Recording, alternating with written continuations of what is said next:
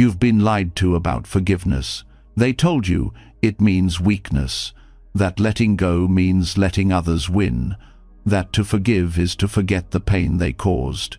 But if that were true, why does holding on feel so heavy? Why does replaying the hurt only make the wound deeper? Why do you still feel chained to the past, carrying anger that poisons your peace? The truth is, forgiveness isn't about them. It's not about saying what happened was okay. It's about freeing yourself. Because resentment is like drinking poison and waiting for the other person to suffer, and you deserve better. Buddhist wisdom shows us the way. For centuries, these teachings have unlocked freedom in the hearts of those who dared to let go. Not by pretending the pain wasn't real, but by seeing it clearly, breathing through it, and choosing release over revenge. Forgiveness is not surrender. It is power. It is the strength to carry no burden, the courage to set yourself free. Tonight, as you listen to these lessons, something will shift inside you. The bitterness you've been holding will begin to loosen its grip. The anger will soften, and you'll feel a lightness in your heart, like a bird released from its cage. Tomorrow, you will wake up different, calmer, lighter, free, no longer chained to the past, but alive in the present. This isn't just another bedtime story. This is the beginning of your freedom. Are you ready? Let's begin. When the heavy chains of resentment begin to loosen, something remarkable happens. You notice that the pain you've been carrying was never just about what someone did to you. It was about the grip you had on the story, the way you held it close, the way you fed it with your attention again and again. The Buddha taught that suffering is born not only from what happens, but from the clinging that follows. Forgiveness is not simply letting go of a person, it is letting go of the attachment to anger, the identification with pain, the desperate need for things to have been different. In this sense, forgiveness is an act of non-attachment, a release so deep it reshapes the way you experience life itself. To forgive is to notice that holding on does not protect you, it binds you. Non-attachment is not indifference, it is not coldness, and it is not denial. It is the quiet strength of allowing reality to be what it is, without trying to trap it in the cage of your expectations. When you release resentment, you are practicing the same wisdom the Buddha spoke of under the Bodhi tree, that freedom is found in loosening the grip, in no longer demanding that life conform to your desire. Forgiveness becomes a living expression of this truth. When you cling to resentment, you are clutching a burning coal, believing it defines who you are. You say, "This pain is mine. This wound is part of me." Non-attachment says, "I can see this anger, I can feel it, but I am not it." In that simple shift, the story loses its power. The self, who was betrayed, is recognized as just one passing moment, not the eternal you. Forgiveness arrives when you are willing to let that moment dissolve, to release your grasp on the identity of the wounded one. Non-attachment does not mean detachment. Detachment rejects the world, pushes it away. Non-attachment opens the hands, accepts that everything changes, and allows love and pain to move through without clinging. When you forgive, you are not erasing what happened. You are ending the contract you made with suffering by refusing to clutch it any longer. This is not weakness. It is the deepest form of strength, the courage to face reality without decorating it with endless resistance. Resentment thrives on repetition. The more you replay the story, the tighter you hold it, the more real it feels. Forgiveness interrupts this cycle by refusing to give the story constant attention. Through non-attachment, you begin to see the thought arise, "They hurt me, they wronged me," and instead of grasping it, you let it pass like clouds in a vast sky. Each time you let it go, the hold weakens. Each time you choose release, your freedom deepens. Forgiveness becomes not a one-time act, but a practice of loosening grip, moment by moment. There is a teaching that attachment is like trying to hold on to water. The tighter your fist closes, the less you can hold. In the same way, resentment is liquid. You cannot grasp it without losing yourself. Non-attachment allows the water to flow through your open hand. Forgiveness is the courage to open the hand and allow the stream of life to continue without your resistance blocking it. What once felt like an identity, a reason to stay angry, becomes nothing more than passing current. Many people fear that letting go means the harm was acceptable. But non-attachment is not approval, it is clarity. It says, "What was done was harmful, but I will not carry that harm forever in my own chest." Forgiveness through non-attachment honors truth without allowing truth to harden into a prison. You acknowledge the wound, but you do not keep pressing on it to make sure it still hurts. You see it, you tend it, and then you let the natural process of healing unfold. When resentment is released, you experience the impermanence of all things directly. The story that once seemed solid begins to fade, like a painting exposed to the sun. Anger loses its edge, sadness softens, and peace grows in the empty space left behind. This is non-attachment in action, seeing that nothing, not even pain, is fixed. Forgiveness is your willingness to let the wound be carried by time rather than by your constant clinging. It is the choice to let impermanence do its work. Non-attachment also shifts the way you relate to the one who caused harm. Instead of freezing them into the role of enemy, you allow them to be fluid, changing, just as all beings are. You stop clinging to the fixed story of the one who hurt me, and allow them to be a human being shaped by causes and conditions. This does not excuse their actions, but it frees you from the need to hold them in a cage of judgment. In releasing your grip on their identity, you release yourself from the prison of constant anger. Forgiveness as non-attachment also protects your inner peace. Anger is exhausting. Resentment consumes energy. When you cling, you give your strength away to the past. Non-attachment conserves that energy, allowing you to direct it toward growth, love, and presence. In this way, forgiveness is not only moral or spiritual, it is practical. It returns your life to you. You stop investing in the story of hurt and begin investing in the story of healing. The Buddha taught that clinging is the root of suffering. To forgive is to live that teaching, to see how resentment itself is a form of clinging to the past, to identity, to a sense of control. Letting go is frightening because it feels like stepping into emptiness. But that emptiness is space, and in space there is freedom. Forgiveness is stepping into that space, releasing the past so that new possibilities can breathe. When you practice non-attachment through forgiveness, you also begin to trust life again. Grudges make the world feel unsafe, filled only with betrayal and loss. Releasing them reopens the heart to trust, not blind trust in everyone, but trust in your own resilience, trust in the flow of impermanence, trust that you can meet life without clutching it. Forgiveness is not saying, "Nothing will ever hurt me again." It is saying, "I am strong enough to let go when it does." Forgiveness as non-attachment also dissolves fear.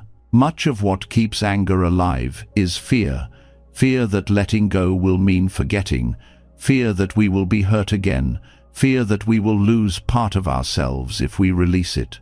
But forgiveness reveals that nothing essential is ever lost by letting go. What falls away is only the weight that was never truly yours. What remains is clarity, lightness, and the quiet strength of one who no longer clings. Over time, practicing forgiveness as non-attachment transforms the way you approach every difficulty. Instead of grasping at pain or clinging to pleasure, you begin to meet life with open hands. This openness is liberation itself. Forgiveness becomes more than a response to a single wound. It becomes a way of living, a way of meeting the constant flux of existence without chains. And in this way, forgiveness is not only freedom from the past, but freedom in the present moment, a living echo of the Buddha's teaching that to cling is to suffer, and to let go is to be free. When the hand finally opens and resentment slips away, the heart begins to feel what it is like to breathe freely. Yet the truth is that many times the hand refuses to open. The story of betrayal is replayed, the wound is rehearsed, and the anger hardens into something more enduring. This is where karma enters, not as punishment from outside, but as the subtle unfolding of consequences set in motion by what we choose to hold. Forgiveness is release, but holding grudges is continuation, a cycle that deepens with every thought, every memory, every tightening of the chest. A grudge is never neutral. It is alive, active, and shaping your life, even when you believe you are in control. Anger that is not released becomes the architect of your future, constructing relationships built on suspicion, conversations shaped by bitterness, and choices guided not by clarity, but by the shadow of past injury. The Buddha taught that the mind is like a field. What you plant, you must harvest. If you plant seeds of bitterness, watered by constant rumination, you will find yourself reaping more bitterness, not only toward the one who hurt you, but toward life itself. When anger is stored instead of dissolved, it creates patterns that repeat themselves. A grudge against one person does not stay confined to that person. It leaks into how you hear others, how you react to strangers, how you trust or fail to trust new relationships. The unhealed wound becomes a filter. A soft word sounds sharp, a neutral action feels like betrayal, a small delay feels like rejection. In this way, the karma of grudges is not always obvious. It is subtle, weaving itself into the very fabric of perception, turning daily life into a field of triggers. Unhealed anger also drains the body. Ancient Buddhist texts spoke of anger as fire. Modern science echoes this truth, showing how the body floods with stress hormones when resentment rises, how the immune system weakens, how the heart strains under the constant load. Holding a grudge is like keeping a fire burning in your chest at all times. It consumes your strength, leaving you tired, restless, unable to feel at home in your own skin. This is karma, not as mystical punishment, but as cause and effect, the natural result of carrying poison instead of release. The subtle suffering of grudges also reveals itself in how they fixate the mind on identity. You begin to tell yourself, I am the betrayed one, I am the victim, I am the one who cannot forgive. This identity solidifies, and karma ensures that life keeps presenting you with new events to confirm it. When you define yourself by injury, the world responds in kind. The self clings tighter, the story repeats, and the cycle continues. To release the grudge is to release the story. But to cling is to ensure the story never ends. There is also the way grudges lock you to the past. Every time you replay the offense, you live it again. You keep the wound fresh, never allowing it to scar over. Karma here is repetition, the endless reliving of something that should have passed. While time moves forward, you remain bound to the moment of harm. Days, months, even years later, the pain feels immediate because you have carried it with you, feeding it with thought. Forgiveness ends this repetition. Holding on guarantees it. Grudges also alter how you see the one who harmed you. They become frozen in your memory, permanently cast in the role of enemy. Karma then blinds you to their humanity, to the fact that they too change, suffer, and make mistakes. When you hold them fixed in hatred, you also freeze yourself, unable to see reality as fluid. You carry a shadow version of them in your heart, and that shadow darkens your own life far more than theirs. This is the unseen suffering of resentment. It binds you not only to pain but to illusion. In relationships, grudges breed distance. Even when you are silent about your anger, it radiates through tone, through body language, through the subtle currents of interaction. Others feel the tension even when they do not know its source. Over time, trust erodes, intimacy withers, and connection fades. Karma works not only within you but between you and others, shaping the field of your relationships in ways you may not intend. Holding a grudge also robs you of presence. When the mind is busy rehearsing old battles, it cannot fully enter the moment before it. Joy becomes muted, peace becomes unreachable, love becomes overshadowed. Life is happening here and now, yet your attention is chained to what has already passed.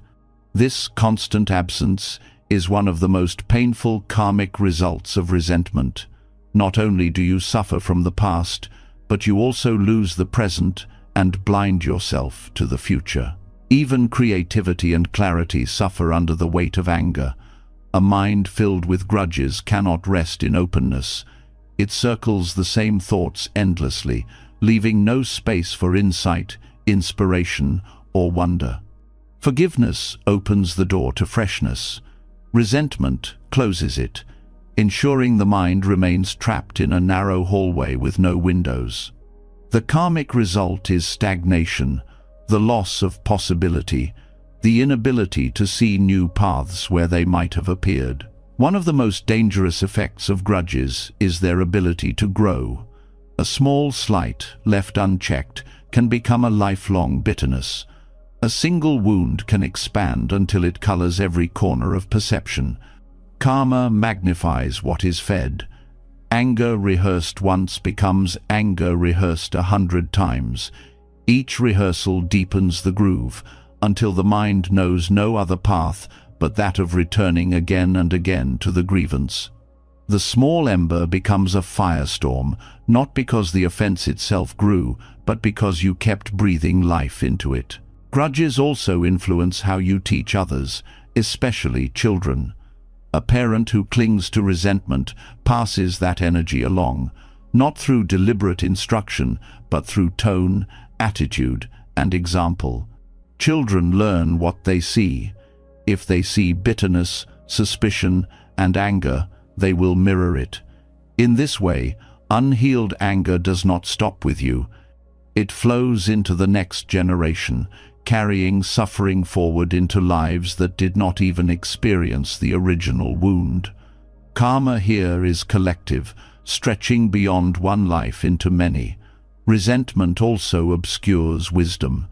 When the mind is filled with anger, it cannot see clearly. Judgments are skewed, decisions are made through the lens of bitterness, and understanding is clouded. The Buddha compared anger to a storm that muddies water.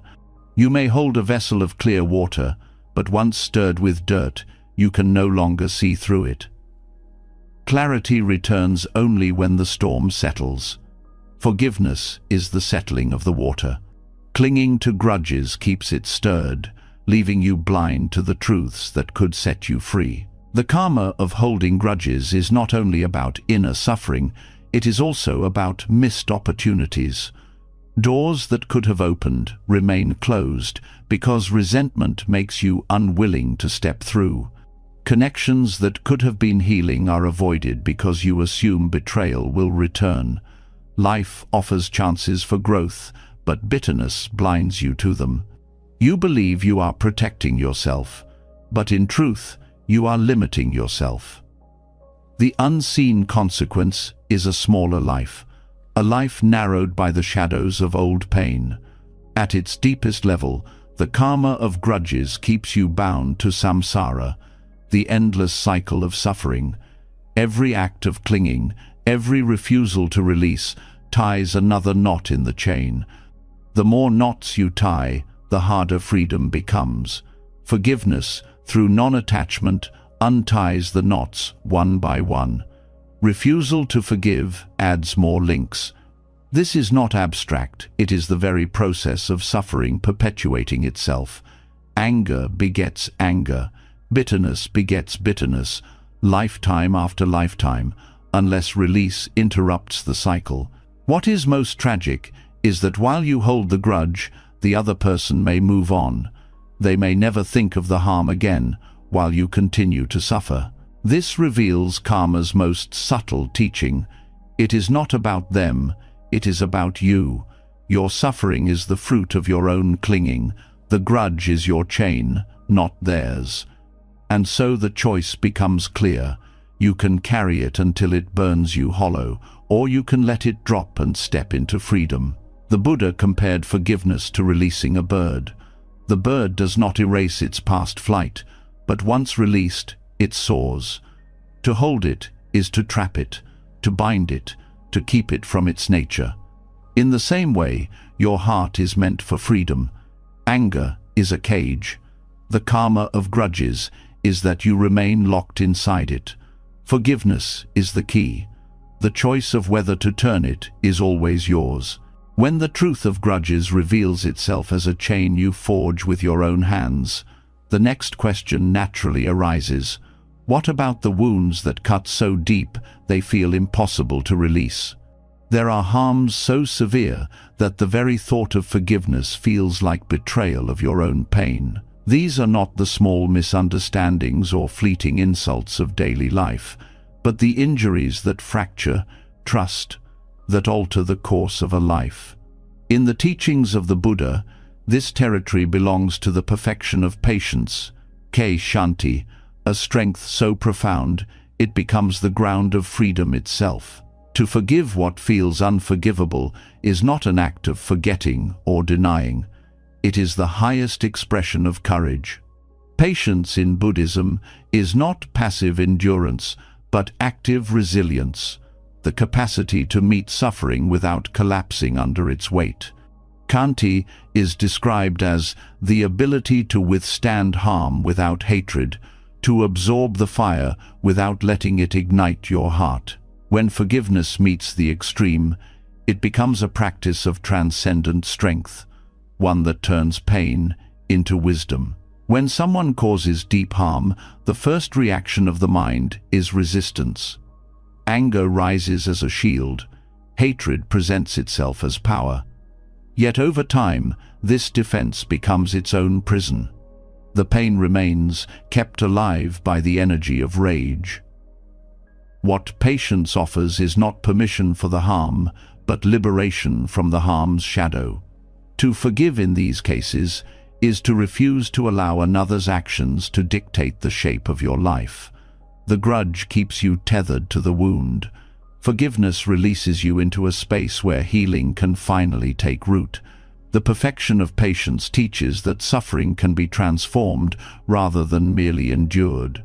In the face of betrayal, loss, or cruelty, patience allows you to step back from immediate reactivity and see the wider picture of causes and conditions. Every action arises from ignorance, fear, or craving. This does not make the harm right, but it reveals that even the one who caused suffering is caught in their own net of delusion. To recognize this is not to excuse, but to understand, and understanding is the soil in which forgiveness can grow. Extreme forgiveness is not about erasing boundaries. It does not mean exposing yourself to harm again or staying silent in the face of injustice. Instead, it is the refusal to let hatred consume your heart. You can walk away, you can protect yourself, you can pursue justice, but you can do all these without feeding the poison of vengeance. This is the paradox of Kshanti. Strength is not found in striking back, but in refusing to let your inner world be ruled by bitterness. There are countless stories in Buddhist tradition that illustrate this power. One tells of a monk who was beaten and mocked by robbers. When asked later how he endured, he said, "I felt pity." for they strike from blindness. And blindness is suffering greater than mine. This is not romanticizing harm, but recognizing that responding with hatred multiplies suffering, while responding with patience transforms it. The monk's strength was not in muscle or retaliation, but in the clarity of his heart, untouchable by cruelty. Forgiving the unforgivable also reveals the impermanence of all things. Even the deepest wound does not remain fixed. Anger that once felt eternal eventually changes shape, softens with time, if not continually fed. Patience allows you to sit with the fire long enough to watch it burn out on its own. To forgive is to align with this truth. No pain, however sharp, can last forever. By refusing to cling to hatred, you hasten the natural fading of the wound. Shanti also teaches humility. In extreme cases of harm, the ego cries out, "How could this happen to me?" It interprets suffering as an attack on identity. Patience shifts the perspective. It reminds you that suffering is not personal punishment, but part of the human condition.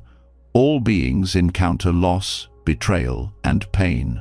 To forgive is to release the idea that your suffering marks you as uniquely wronged. It is to place your pain within the vast ocean of human struggle, where compassion becomes possible. Another aspect of this strength is that it transforms trauma into wisdom for others. When you forgive the unforgivable, your very presence becomes a teaching. Others who suffer see that it is possible to live without hatred, even after deep harm. Your forgiveness becomes a lamp, not to erase what happened, but to show that life beyond the wound is possible.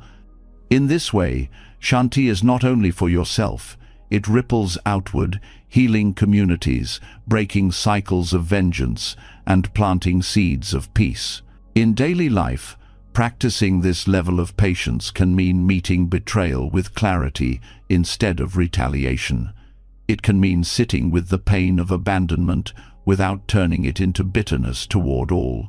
It can mean acknowledging deep loss without letting it poison your love for those still present. Each act of extreme forgiveness is not denial but transformation, the alchemy of pain into strength. The karma of refusing to forgive in extreme cases is endless repetition of suffering, but the karma of forgiving, even when it feels impossible, is liberation. It is the refusal to be bound by the cruelty of others. It is claiming the dignity of your own heart. The one who harmed you may never change, may never apologize, may never understand. But your forgiveness is not for them, it is for you. It is the act of stepping out of their shadow and standing in the light of your own freedom. Patience as perfection also teaches that forgiveness does not happen in one stroke.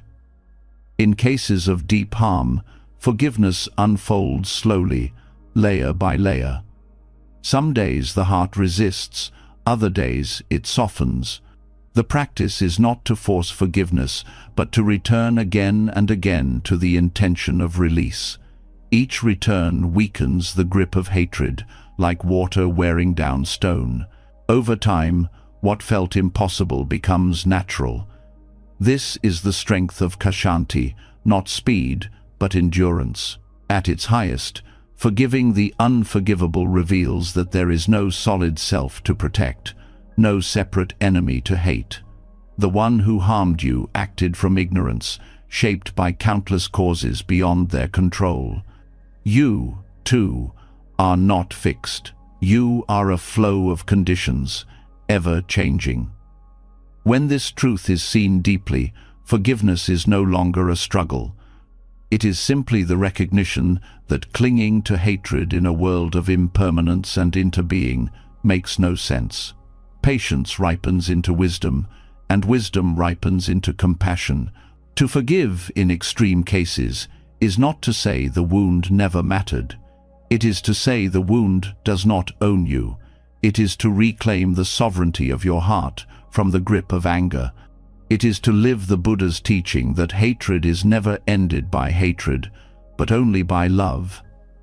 This is not love as sentiment, but love as freedom, the unshakable clarity of one who refuses to be broken by harm. This is forgiveness as transcendence, the flowering of kshanti into strength that no cruelty can touch. When the heart learns to release even the deepest wounds inflicted by others, a new challenge quietly arises. How do you forgive yourself? For many, this is the hardest forgiveness of all. The mistakes of the past, the choices you regret, the words you wish could be unsaid, they circle the mind endlessly. You may release anger toward others, but turn the blade inward, punishing yourself for years, even decades. The Buddha's teachings reveal that this relentless self-condemnation rests on an illusion. The belief in a fixed self. When you believe you are one solid, unchanging identity, every mistake feels like a permanent stain. But when you see that the self is fluid, ever-changing, forgiveness becomes not only possible, but natural. The truth of impermanence applies not only to external events, but to who you are. The one who made mistakes in the past is not the same as the one living now. Your body has changed, your thoughts have shifted, your understanding has grown. To cling to guilt is to keep worshipping an image that no longer exists. This is the illusion of a fixed self, believing that the one who erred is still here, still defining you. Forgiveness begins with the recognition that what you are is a stream, not a statue. When you view yourself as permanent, every misstep becomes unbearable. If the self is unchanging, then the mistakes are carved into stone. But Buddhism teaches that the self is a collection of conditions, body, feelings, perceptions, thoughts, consciousness, all arising and dissolving. What you called I yesterday is not identical to I today. The words spoken in anger belong to a self who has already vanished. The choices you regret were made by someone who no longer exists in the same way. To see this deeply is to loosen the grip of shame. You are not condemned by past selves because they have already dissolved. Forgiving yourself requires courage to see guilt for what it is, another form of clinging. Just as holding on to resentment toward others binds you, so too does clinging to self-blame. You may think it is noble to punish yourself, but in truth, it is simply another chain. The Buddha's path invites you to drop that chain, not by denying responsibility, but by recognizing that carrying the weight forever helps no one. When you forgive yourself, you create space to act differently, to live with clarity rather than with a constant shadow of regret. The illusion of a fixed self also distorts the meaning of responsibility. To take responsibility does not mean identifying eternally as the one who failed. It means acknowledging the causes and conditions that led to your actions, learning from them, and choosing differently now. This is responsibility aligned with wisdom, not punishment. When you cling to guilt, you mistake responsibility for self-condemnation. But when you release the idea of a fixed self, you see that responsibility is dynamic. It is about responding skillfully in the present, not chaining yourself to the past. Many people believe that self-forgiveness is selfish, that it excuses harmful behavior. Yet the opposite is true. A person trapped in shame cannot fully serve others, cannot offer genuine compassion, cannot live with an open heart. Self-forgiveness is not indulgence. It is the soil from which true compassion grows. When you forgive yourself, you free the energy that was bound in guilt and redirect it toward growth and care for others. Without this release, you remain too entangled in your own suffering to be of full benefit to the world. The practice of self-forgiveness is also a practice of patience. Just as forgiveness toward others unfolds slowly, so too does forgiveness of yourself. Some days you may feel free, other days the old shame arises again. The practice is not to push it away, but to meet it with awareness. This is guilt. This is clinging. This is not who I am. Each moment of recognition loosens the illusion. Over time, the self you condemned becomes less solid until it dissolves entirely into the stream of impermanence. The Buddha often taught about the river. You cannot step into the same river twice because both you and the water are constantly changing. To understand yourself in this way is to see that the you who regrets is not the same you who acted in the past. The conditions have shifted, the water has flowed on. Clinging to guilt is like standing on the riverbank, insisting the water should have flowed differently. Forgiveness is stepping into the current and allowing life to move forward. Self-forgiveness also reveals the difference between regret and guilt. Regret is healthy. It acknowledges harm and seeks to learn. Guilt, when clung to, becomes destructive, chaining you to identity rather than freeing you for transformation. Regret says, I see the pain I caused and I will do better. Guilt says, I am the pain, I am broken, I cannot be redeemed. The former leads to growth, the latter to paralysis. The Buddha's teachings encourage regret without clinging, responsibility without self-punishment, compassion without illusion. Forgiveness of yourself also requires compassion for your own ignorance. Every mistake you made was shaped by conditions, lack of awareness, fear, craving, confusion. If you had known then what you know now, you would have acted differently. This is not an excuse but an acknowledgement of truth. Suffering arises from ignorance. When you see that clearly, you can hold your past self with the same compassion you might hold a child who did not understand. Forgiveness grows from this recognition that you, too, are worthy of the compassion you so easily give to others. To forgive yourself is also to free those around you. When you cling to guilt, you unconsciously demand others reassure you, comfort you, or bear the weight of your shame. You may push them away, fearing judgment, or cling to them desperately, seeking absolution. Self-forgiveness dissolves this burden. When you free yourself, you free your relationships. You meet others as they are, not through the filter of your unresolved shame. The illusion of a fixed self also affects how you see the future. If you believe the self is unchanging, you may think, I will always fail. I will always hurt others. I cannot grow. This hopelessness is itself a product of clinging. But when you see that the self is fluid, you recognize that change is always possible. Every breath offers a new beginning. Self-forgiveness aligns you with this truth. You are not doomed by the past. You are liberated by the possibility of the present. Meditation on self-forgiveness often begins with acknowledging the pain honestly. Denial will not bring release. You sit with the memory, feel the guilt, and recognize its weight. Then, instead of feeding it, you breathe with it.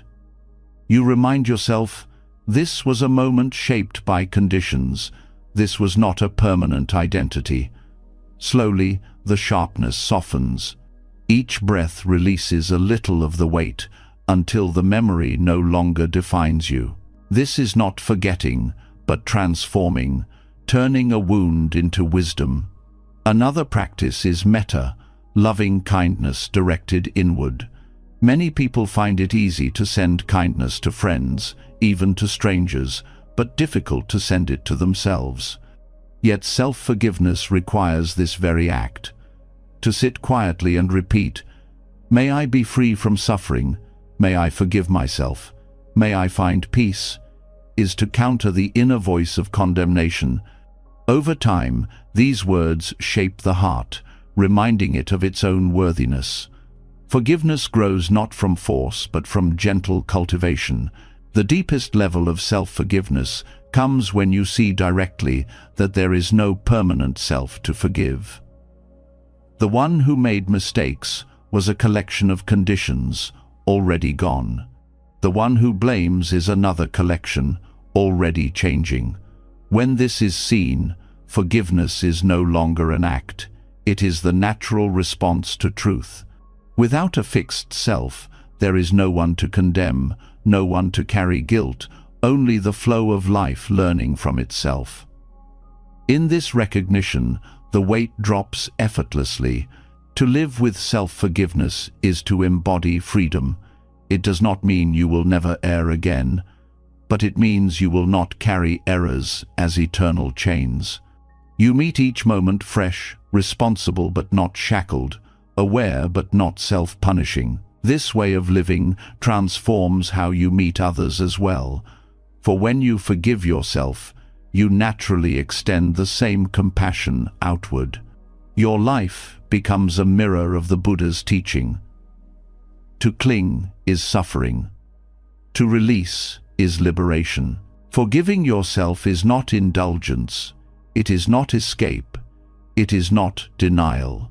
It is alignment with the deepest truths of impermanence and non-self. It is the courage to release the illusion of permanence and step into the freedom of change. Mistakes belong to a self that no longer exists. Your true nature is not the error, not the guilt, but the awareness that learns and grows from it. This awareness is vast, unbroken, and free. When you rest in that, forgiveness is no longer a struggle. It is simply the natural unfolding of wisdom.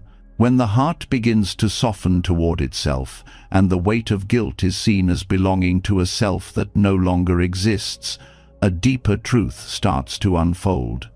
If you can forgive yourself by seeing that the one who erred was only a temporary collection of conditions, then what does this mean for those you still hold responsible? The mind is quick to point a finger, to say, "This is the one who caused my pain." Yet the Dharma teaches that nothing arises alone. Every act, every harm, every mistake is born of countless conditions woven together. To understand this is to see the emptiness of blame. Blame feels simple. It offers clarity in the midst of pain. It says, "There is the villain, and here is the victim." But this simplicity is deceptive. Dependent origination shows us that nothing exists by itself, and no action comes from a single cause. The words that wounded you were not born in isolation. They were shaped by that person's upbringing, their fears, their own wounds, and the circumstances pressing on them in that moment. The conditions stretch back further than memory, parents, culture, history, even the fleeting emotions of that day. When seen through this lens, blame dissolves. There is no single person to condemn, only a web of causes unfolding. This does not mean harm is unreal or that pain is dismissed. It means that to hold one person solely at fault is to ignore the vast network of conditions that gave rise to their action. You may say, "They should have known better."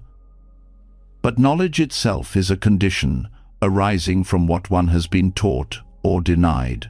You may say, "They chose this," yet even choice is shaped by perception, which is conditioned by endless past experiences.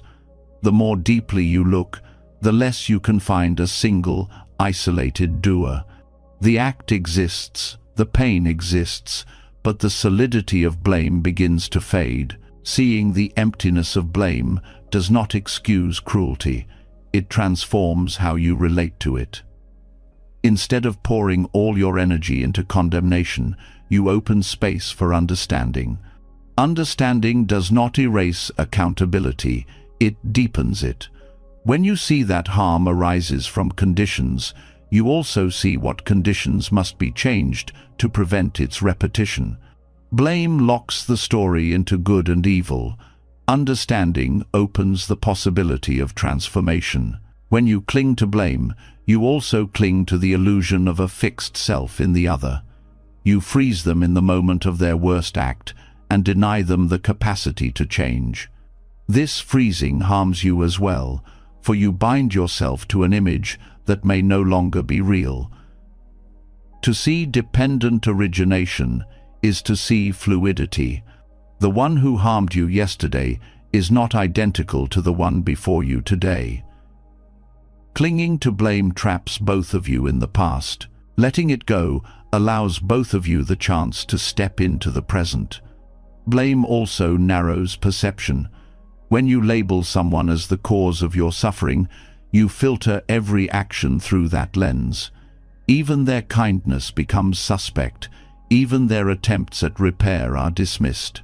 The mind interprets everything as confirmation of guilt. This is the karma of blame. It builds a cage around your vision, ensuring you see only what strengthens the story. Dependent origination cracks the bars of that cage. It reveals complexity where blame insists on simplicity. On a societal level, blame fuels cycles of conflict. One group harms another, the wounded group responds with anger, and the chain continues. Each side insists the other is fully responsible, ignoring the conditions that shaped both. Wars, feuds, and generational wounds thrive on this narrow view. To see the emptiness of blame is not to erase responsibility, but to recognize shared conditions. Healing becomes possible only when both sides stop asking, "Who is at fault?" and start asking, "What conditions gave rise to this, and how can we transform them?" Blame also attaches itself to identity in subtle ways. You may cling to the role of victim because it feels safe, because it gives clarity, because it explains your suffering. But identity as victim becomes another form of self-clinging. It repeats the pain endlessly, because to lose the role would mean to lose the story you have told about yourself. Dependent origination offers freedom here as well.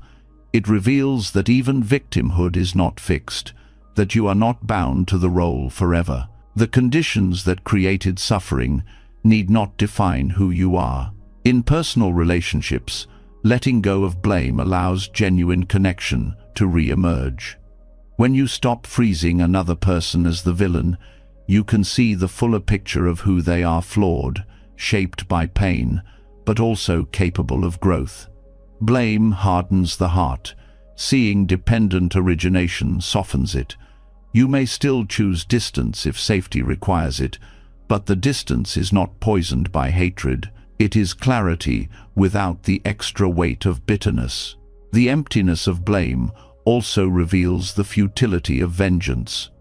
When you believe one person is entirely at fault, retaliation seems natural. But if their actions arose from countless conditions, striking at them does not undo the causes. The conditions remain, and suffering continues. True transformation comes not from punishment alone, but from addressing the roots: ignorance, fear, greed, anger, delusion. The Buddha pointed always to causes and conditions, because only by shifting these does the cycle of suffering end. On the deepest level, the emptiness of blame aligns with the teaching of no self. Just as there is no permanent self in you, there is no permanent self in the one who harmed you. Their action arose from shifting aggregates, not from an eternal identity. To cling to blame is to insist on a fixed self where none exists. To release blame is to align with reality, as it is fluid, interdependent, empty of solidity. Forgiveness grows naturally in this soil. When you see that there is no single solid doer to hold forever responsible, your grip loosens. You still acknowledge the pain, you still protect yourself from harm, but the hatred fades. You begin to wish not for punishment, but for transformation, for yourself, for the other, for the world. This wish is compassion, born from wisdom. It is the natural fruit of seeing dependent origination clearly. The emptiness of blame is not a denial of justice, it is the refinement of justice. True justice is not simply punishing the actor, but transforming the conditions that gave rise to the act. This is why the Buddha emphasized the ending of causes, not the condemnation of individuals. To heal suffering, you must go deeper than blame. You must see the web of interdependence, the endless chain of conditions, and work skillfully to change them. In your own heart, letting go of blame brings immense peace. Anger may flare, memories may return, but when you remind yourself that nothing arises alone, the fire cools. You begin to see your own suffering not as something inflicted by a single hand, but as part of the great unfolding of causes. This perspective does not erase pain, but it dissolves the sharp edge of hatred. It turns the wound into wisdom. Blame thrives on the illusion of separation. It insists, "You are over there, the cause of my pain, and I am over here, the innocent victim." Dependent origination shatters this illusion. It shows that your life and theirs are intertwined, that both of you are part of a wider net of conditions. This recognition can feel humbling, even unsettling, but it is also profoundly freeing. It invites you to drop the finger-pointing and take up the work of transformation, not of punishing the other, but of shifting the whole web toward compassion and understanding. To live without blame is to live aligned with reality. It does not mean tolerating abuse. It does not mean ignoring harm. It means refusing to carry the extra weight of hatred on top of the pain already endured. It means seeing clearly that no one is ever fully at fault, that suffering is shared, and that freedom comes not from condemnation, but from wisdom. When the emptiness of blame is seen deeply, forgiveness ceases to be a struggle. It becomes the only response that makes sense in a world where everything arises together. When the illusion of blame begins to dissolve, what remains is a quiet and unsettling space. If no single person is fully at fault, then how do you respond to those who hurt you? The instinct of the wounded heart is to recoil, to hate, to build walls.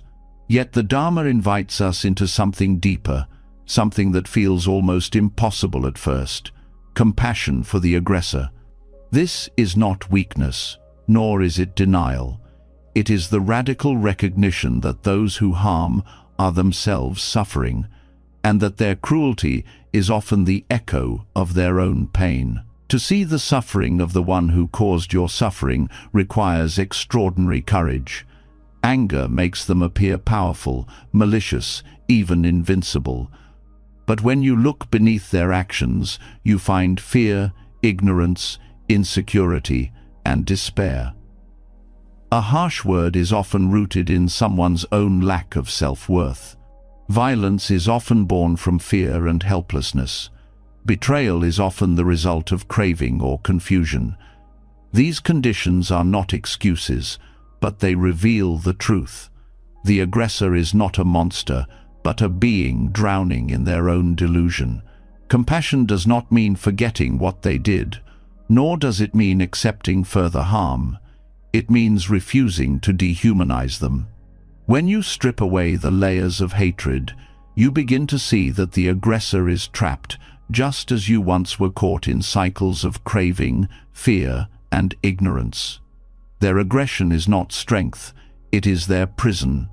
To see this is to release hatred, for hatred feeds the illusion of separation. Compassion instead bridges the distance, showing that even the one who harms is bound by the same universal truth of suffering. When you begin to look at the one who harmed you through the lens of compassion, your inner landscape changes. Anger tightens the body, while compassion softens it. Hatred narrows the mind, while compassion opens it.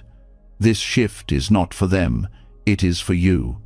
Carrying hatred poisons your peace. Offering compassion frees you from the constant fire. It transforms the wound from being the end of your story into being the beginning of wisdom. Buddhism teaches that all harmful actions are rooted in ignorance. Ignorance blinds people to their own suffering and the suffering they cause. An aggressor is one who does not see clearly, who acts from delusion. When you look at their actions in this light, you realize that hatred only adds another layer of ignorance. Compassion, however, opens the possibility of clarity. By refusing to mirror their aggression, you break the cycle that has enslaved them, and you protect your own heart from falling into the same blindness. Seeing the suffering of the aggressor also teaches humility. When you examine your own life, you can find moments where you, too, acted from fear, confusion, or pain. Perhaps your actions did not cause great harm, but the seeds were there. This recognition does not excuse the aggressor, but it softens your judgment. You see that the potential for harm exists in all beings. From this perspective, compassion arises naturally, not as indulgence, but as the only wise response. Compassion for the aggressor also shifts how you define strength. The world often teaches that strength is retaliation, that power is domination. But true strength is the ability to meet harm without becoming hateful. When you respond to aggression with compassion, you refuse to let the aggressor dictate the quality of your heart. They may wound your body or reputation, but they cannot corrupt your mind unless you allow hatred to take root. This is the strength of the Buddha, the strength of Kshanti, the strength of a heart that no cruelty can shatter. It is important to remember that compassion does not erase accountability. To see the suffering of the aggressor does not mean you deny justice. Rather, it allows you to pursue justice without hatred. Anger distorts judgment, but compassion clarifies it. When you see the aggressor as a being trapped in suffering, you no longer seek vengeance. You seek conditions that prevent further harm. Compassion makes justice wiser, more skillful, and ultimately more effective. One of the most powerful ways to cultivate compassion for the aggressor is through deep listening. When you hear their story, not to excuse them, but to understand, you begin to see the conditions that shaped their actions. Perhaps they were raised in violence. Perhaps they carry wounds invisible to others. Perhaps they never learned another way to respond to fear. This listening expands your perception, transforming the aggressor from a faceless enemy into a human being struggling against their own storms. Hatred thrives on ignorance, but compassion grows from understanding. In meditation, you can also practice sending loving kindness to those who harmed you. At first, the heart may resist, filled with anger and pain. But with patience, repeating phrases like, "May you be free from suffering, may you find peace," begins to soften the hard edges of hatred. This practice does not mean you approve of their actions. It means you refuse to carry hatred in your own heart. With each repetition, you are training your mind to see beneath the aggression to the suffering that gave rise to it. Compassion for the aggressor also protects you from bitterness. When you hold only anger, the wound grows deeper, shaping your future interactions with suspicion and hostility. But when you replace hatred with compassion, the wound becomes a teacher. You learn resilience, patience, and wisdom. The aggressor's action, though harmful, becomes the catalyst for your own growth. In this way, compassion transforms not only your relationship to the aggressor, but also your relationship to life itself. On a collective level, compassion for aggressors is the only path to breaking cycles of violence. History is filled with examples of retaliation, breeding retaliation, harm answered with harm. Compassion interrupts this chain. It recognizes that punishing aggressors without addressing their suffering only ensures the cycle continues. True healing comes when the roots of aggression, ignorance, fear, and pain are addressed. Compassion does not ignore these roots. It digs them out so that new seeds of peace can be planted. There is also a profound freedom in compassion. Hatred ties you to the aggressor, binding your life to theirs through constant bitterness. Compassion cuts the cord. You no longer carry them as an enemy in your heart. You release them into their own path, wishing for their healing not because they deserve it, but because you deserve peace. In this way, compassion liberates you from the endless replay of injury, giving you the freedom to live fully again. The Buddha himself embodied this teaching. Stories tell of him meeting aggressors, those who mocked or attacked him, with unshakable compassion. He saw not enemies, but beings trapped in suffering. This was not naive kindness, it was profound wisdom. He knew that hatred only multiplies suffering, but compassion has the power to end it. To walk in his footsteps is to recognize that every aggressor is also a being in pain, and that your response can either fuel their fire or help extinguish it. Compassion for the aggressor is not easy. It challenges every instinct of the wounded ego. Yet it is the doorway to transcendent peace.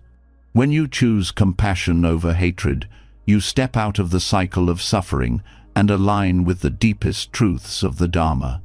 You see that aggression is never strength, that cruelty is never freedom, and that the only response that truly heals is compassion.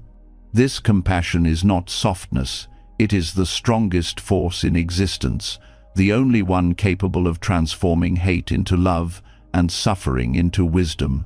When compassion begins to bloom, even toward the one who harmed you, a new layer of forgiveness reveals itself.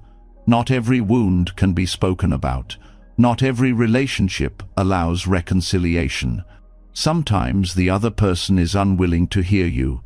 Sometimes they are no longer present in your life. And sometimes they have already left this world. If forgiveness required their participation, many hearts would remain chained forever. But the Dharma shows another path, silent forgiveness.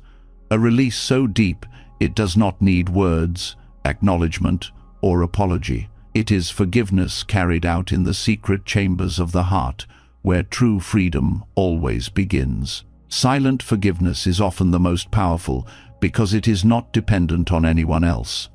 When you forgive quietly, you are not waiting for the aggressor to understand, to admit fault, or to change. You are not demanding reconciliation or recognition. You are simply letting go of the poison inside you. This inner release is self-sufficient. It says, "I choose peace, whether or not you meet me there." In this way, silent forgiveness is pure liberation, unshaken by external conditions. Many people cling to pain because they are waiting for the other person to say, "I'm sorry." Yet, in reality, apologies are rare, and even when they come, they may never feel complete. If you hinge your healing on another's acknowledgement, you give them control over your freedom. Silent forgiveness reclaims that power. It allows you to heal without waiting, to step into peace without permission. The aggressor's role ends where your choice begins. Practicing silent forgiveness begins with inner honesty. You do not deny the wound, nor do you pretend it does not matter. You acknowledge the pain fully. Then you recognize that carrying it longer only deepens your suffering. Silent forgiveness is the decision to stop watering the seeds of resentment. It is not a single dramatic act, but a quiet turning away from hatred each time it arises. Each time the memory comes, you breathe, you soften, and you release. Slowly, the grip loosens. One of the strengths of silent forgiveness is that it does not require interaction with the one who hurt you. For those who remain unsafe, toxic, or unwilling to change, this is essential. You do not need to expose yourself again. Forgiveness here is not about repairing the relationship. It is about repairing your own heart. You can close the door on their presence while opening the door to your own freedom. Silent forgiveness makes this possible. It is healing without danger, release without reopening the wound.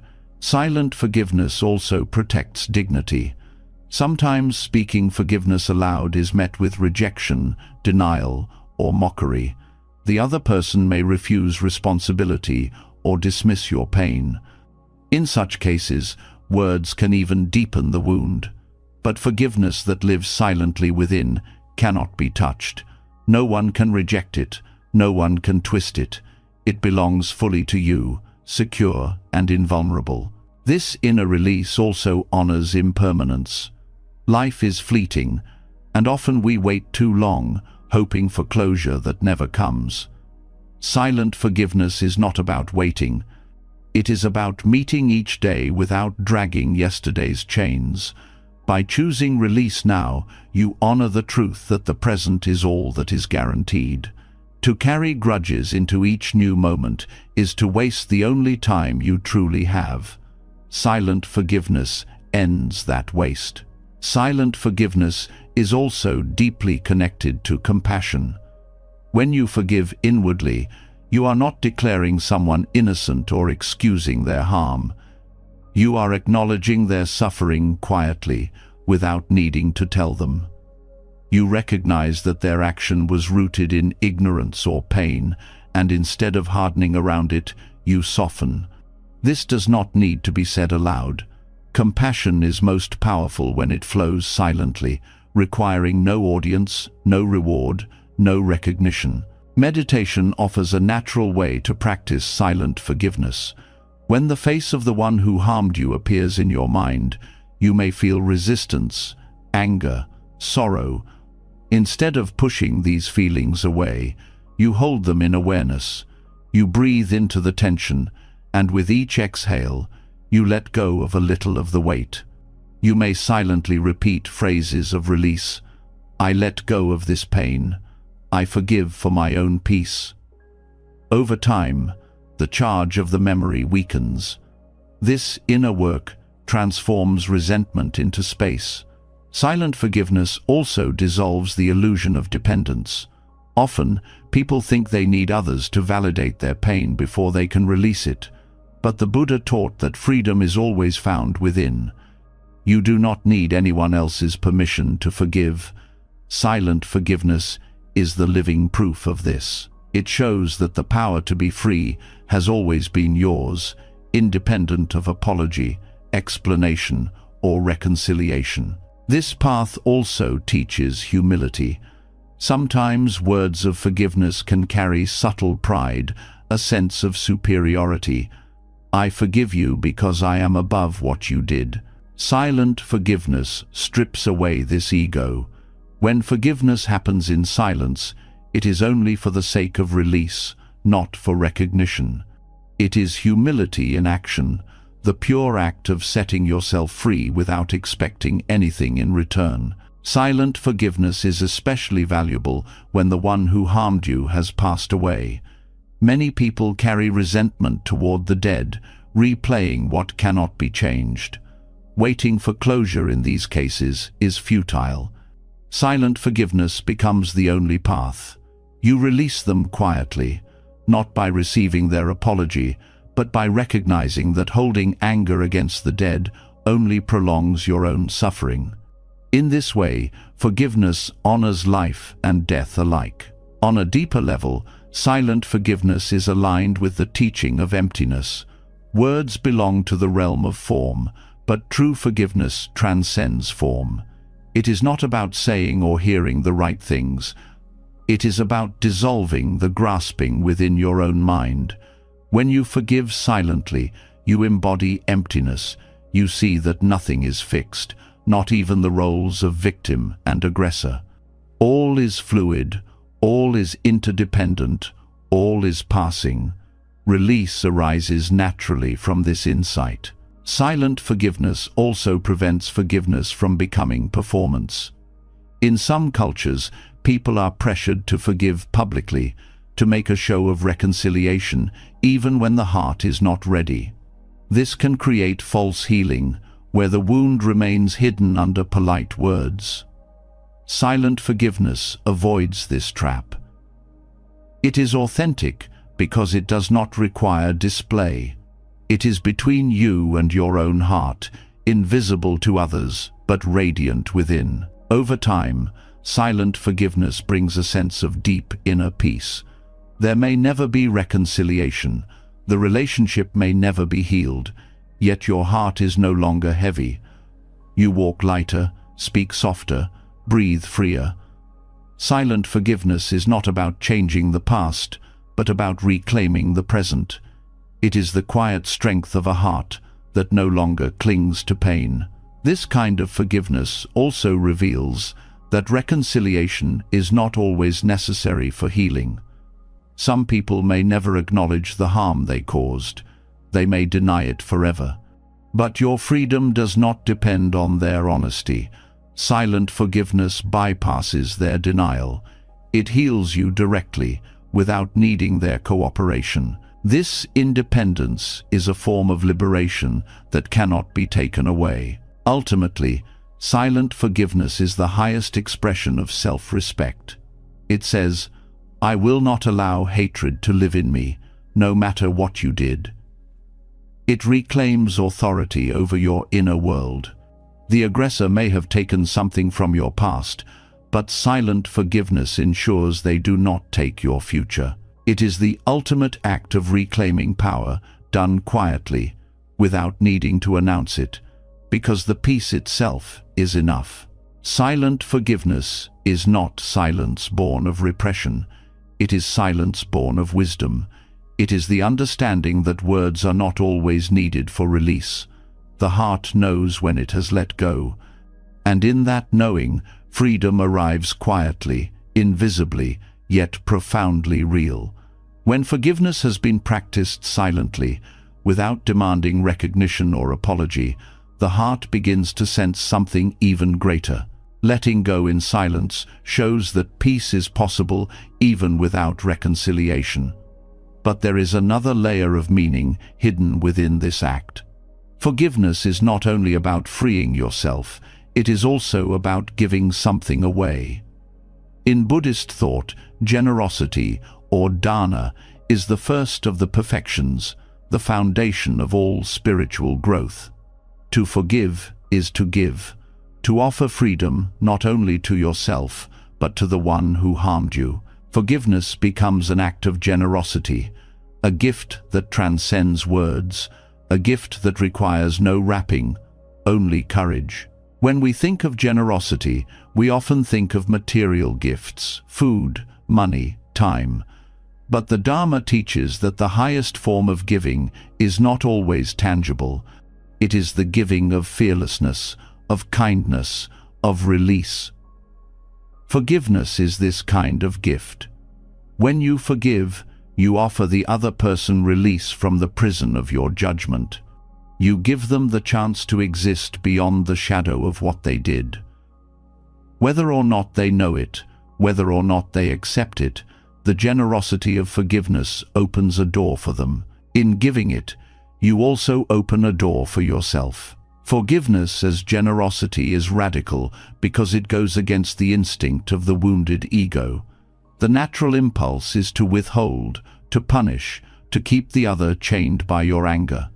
But in refusing to give forgiveness, you also refuse yourself peace. Generosity interrupts this cycle.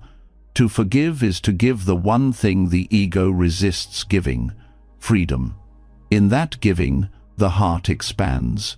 Each act of forgiveness becomes an act of offering, an offering of space, of kindness, of life, unbound by the past. When you view forgiveness as a form of dana, it changes the meaning of justice. Justice is often imagined as repayment, as taking back what was lost. But generosity asks a different question. What can I give, even in the midst of pain? Forgiveness becomes the gift of ending the cycle of retaliation. You give not because the other deserves it, but because giving itself is liberation. In this sense, forgiveness is not weakness, but abundance, the abundance of a heart that can offer release even when wounded. Generosity also transforms the way you see the offender. Without forgiveness, you see only the debt they owe.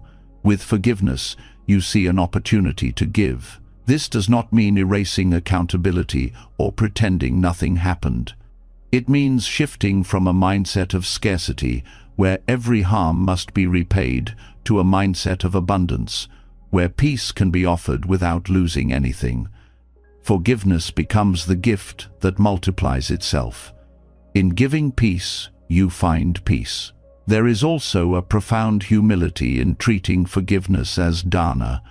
When you forgive, you are not placing yourself above the other. You are not saying, "I am superior, so I will grant you this favor." Instead, you are practicing generosity as equals. You see that both of you are caught in conditions, both of you suffer, both of you are impermanent beings. Forgiveness becomes not an act of pride, but of shared humanity. It is generosity in its purest form, giving without expectation, without superiority, without attachment. Forgiveness as generosity also frees you from the economy of resentment. In resentment, every interaction feels like a debt ledger. You owe me for the pain you caused. You owe me an apology. You owe me repair. You owe me recognition. While justice has its place, living in this constant economy of owing and repayment is exhausting. Generosity breaks the ledger. Forgiveness says, "I no longer demand payment. I choose to give release." In doing so, you erase the debt, not by denying it, but by stepping outside the system altogether. That is the radical power of dana. It changes the entire framework in which suffering is measured. This form of generosity also affects the collective. In communities, cycles of harm often continue because no one is willing to give release. Each side clings to its grievances, demanding repayment. Forgiveness, offered as generosity, shifts the cycle.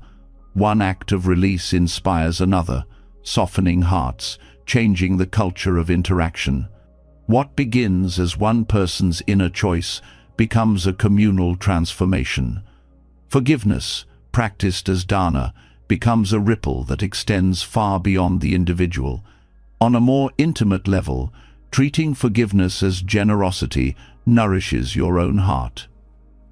Every act of giving expands capacity. When you forgive, you train the mind to release rather than cling, to offer rather than hoard.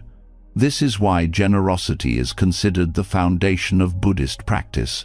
It shapes the very structure of the heart. Forgiveness is not only for moments of great harm. Each time you forgive a small slight, you are practicing generosity, strengthening the muscles of release, preparing yourself for greater acts of letting go. Forgiveness also embodies the generosity of trust.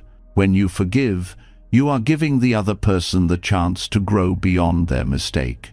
You may not reconcile, you may keep boundaries, but in your heart, you grant them the space to evolve. This is generosity at its highest level, not only giving what has been asked, but giving what may never be earned. This does not mean naivety. It means refusing to trap another being in the identity of their worst act. It is generosity of vision, the ability to see beyond the wound. Forgiveness as generosity also heals across time. Often, people pass down grudges, teaching children to hate those their ancestors hated. But when forgiveness is practiced as dana, it interrupts the transmission of bitterness. You give your descendants not a burden of anger, but a legacy of peace. In this sense, forgiveness is a gift across generations. It is an offering not only to the one who hurt you, but to everyone who might have inherited your pain. Meditation on generosity can deepen forgiveness. Sitting quietly, you reflect on the harm, and then you shift from the thought of what was taken from you to the thought of what you can give. You ask yourself, can I give peace instead of punishment? Can I give release instead of resentment? This is not denial of harm. It is generosity of spirit, a deliberate offering of freedom to yourself and to the other. With each breath, the gift is given anew. Forgiveness, as dana, also reveals that liberation is not one-sided. In giving forgiveness, you release yourself, but you also offer release to the other, even if they never know it. In your heart, they are no longer bound by your judgment. Whether they change or not, they are freed from the weight of being held perpetually as enemy. You give them back their humanity. You give yourself back your peace. Two beings are liberated by one act of giving. At its deepest, forgiveness as generosity reflects the ultimate teaching of non-attachment. To give is to release what you cling to. When you forgive, you are releasing your grip on anger, resentment, and the demand for repayment. You are offering that release as a gift. In doing so, you are embodying the perfection of dana, not just giving objects, but giving freedom itself. This is the most precious gift, the one that costs nothing, yet transforms everything. To live forgiveness as generosity is to see every harm as an opportunity to give, not to condone, not to deny, but to give release. In this giving, you align with the heart of the Dharma. You become not the one who clings, but the one who offers. Forgiveness becomes more than personal healing. It becomes the way you serve the world. It is generosity in its highest form, the giving of peace, the giving of freedom, the giving of a heart unbound. When forgiveness is understood as generosity, the heart expands into a new capacity to give. But generosity alone still asks for something more, a way to embody release not only in thought, but in the body itself. Resentment is not an idea that lives only in the mind. It anchors itself in the chest, in the breath, in the tightening of muscles, in the silent storms beneath the skin. Even after the mind decides to let go, the body often continues to carry the memory of pain. This is why the breath becomes the bridge, the living link between mind and body, thought and release. It is through mindful breathing that forgiveness moves from concept into lived reality. The breath is always here, steady, present, and loyal. It does not belong to the past or the future. It belongs only to now. When resentment rises, the breath shortens, the chest tightens, and the body signals the presence of unhealed pain. To notice the breath is to notice where forgiveness has not yet reached. The practice begins simply, returning attention to the rise and fall of air, softening with each inhale, releasing with each exhale. This is not escape, but transformation, because each conscious breath weakens the grip of anger lodged deep within. Forgiveness often fails to last because it remains only in the realm of thought. One decides to let go, but then the body continues to relive the injury. By anchoring forgiveness in the breath, the body is invited into the process. Every inhalation brings awareness into the tight spaces where resentment hides. Every exhalation invites those knots to loosen. With steady practice, the body begins to remember what peace feels like. Forgiveness ceases to be an abstract decision and becomes a physical reality. Breath is also impartial. It does not discriminate between joy and pain, between love and hate. It simply flows. To rest attention on the breath during moments of resentment is to rest in a reality that is larger than your anger. The breath continues, even when the story in your head screams loudly. Each time you return to it, you remind yourself that life is more than the injury, more than the grudge. The continuity of breath teaches you that no feeling is permanent. Anger comes and goes, but the breath remains, offering constant proof of impermanence. When resentment is strong, it often feels like a storm in the chest. The heart beats faster, the breath grows shallow. In those moments, the practice is not to argue with the mind, but to befriend the breath. Breathing deeply, slowly, with awareness, interrupts the storm. It anchors you in something steady while the anger loses intensity. With each mindful breath, the fire weakens. Forgiveness begins here, not in words, not in stories, but in the gentle rhythm of air entering and leaving the body. The breath also carries symbolic meaning in Buddhist practice. Inhaling represents receiving life, exhaling represents letting go. To breathe consciously is to enact forgiveness physically, receiving the present moment, letting go of what no longer serves. Every breath becomes a ritual of release. You do not need a grand ceremony. Your own lungs are the altar, your breath the offering. Resentment that has lived in your muscles for years can begin to dissolve with this simple act, repeated countless times each day. This practice also teaches patience. Forgiveness does not come in a single moment. It is cultivated breath by breath. Some days, the resentment feels heavy and the breath struggles against it. Other days, the release feels natural. The breath teaches you to remain steady in both. By returning again and again, you practice endurance, reminding yourself that healing is not linear, but rhythmic, like breathing itself. Forgiveness through the breath is also a form of embodied compassion. As you breathe with awareness, you notice where the body carries pain, tightness in the shoulders, heaviness in the heart, restlessness in the stomach. Instead of resisting these sensations, you soften into them, offering kindness to your own body. This act of self-compassion becomes the foundation for forgiving others. By learning to hold your own pain with tenderness, you naturally extend the same to those who caused it. Breath also interrupts the narratives that sustain resentment. The mind clings to stories, what they did, how they wronged you, why it was unfair. But when you focus on the breath, the story pauses. You return to something simple, real, unadorned. Each pause weakens the grip of narrative, reminding you that the story is not the whole of your existence.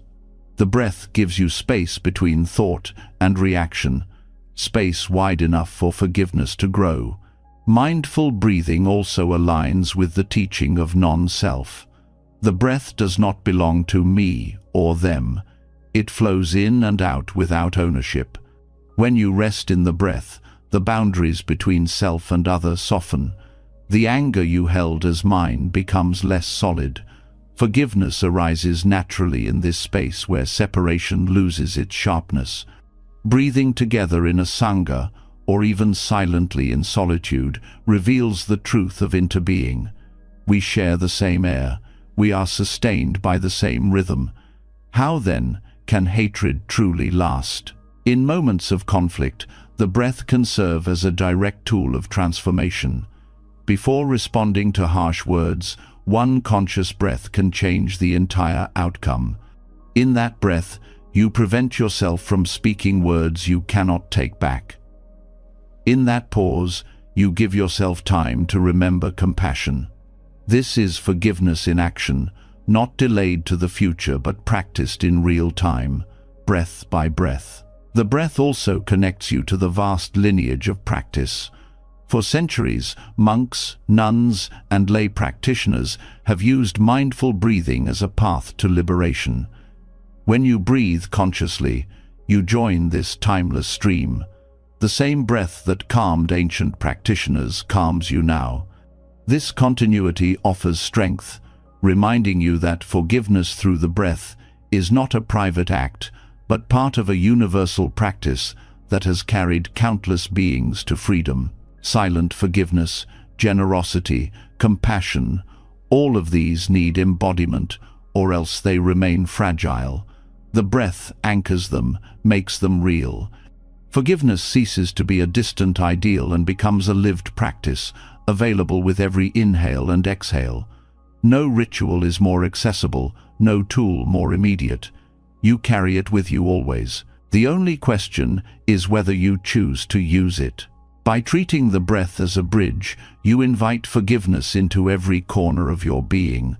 Anger dissolves not because the past is erased, but because your present no longer carries it in body and mind. Forgiveness becomes as natural as breathing. The rhythm of release is written into your very existence. Each breath is proof that letting go is possible, that renewal is constant, that peace is always one inhale and one exhale away. When forgiveness is anchored in the breath, the body learns to loosen its grip on resentment. Each inhale invites awareness, each exhale teaches release. Yet, even with the calming rhythm of breath, betrayal can feel like a wound carved so deeply that it refuses to heal. The mind insists it is permanent, that the pain will last forever. But the Dharma points to a truth more powerful than any wound: impermanence. Nothing stays the same, not anger, not sorrow, not even the memory of betrayal. To see this clearly is to discover that time itself is a healer, that change is woven into the very fabric of existence, and that even the sharpest pain will soften when viewed through the lens of impermanence. Betrayal cuts differently from other forms of suffering because it comes from the collapse of trust. A friend, a partner, or a family member who was once a source of safety becomes the source of pain. The shock freezes the heart. But the freezing is an illusion. Beneath it, change is already unfolding. The feelings shift, the circumstances evolve. Even the person who betrayed you is not the same being from moment to moment. Impermanence reveals that betrayal is not a fixed monument, but a passing storm. To cling to betrayal is to fight against this truth. The mind replays the moment endlessly, solidifying it as though it were unchangeable. But in reality, the memory itself is different each time it arises. You never remember the same way twice. Sometimes the anger dominates, sometimes the sadness, sometimes the longing. Impermanence works even in the act of remembering. Recognizing this weakens the illusion of permanence and allows the first cracks of release to appear. Impermanence also teaches that your own heart is not fixed. When you first experience betrayal, it feels impossible to forgive. Yet weeks, months, or years later, the intensity fades. The same heart that once felt broken begins to feel whole again, often without your forcing it. This is the gift of impermanence. Even the most unbearable feelings are temporary. To rest in this truth is to stop clinging to despair.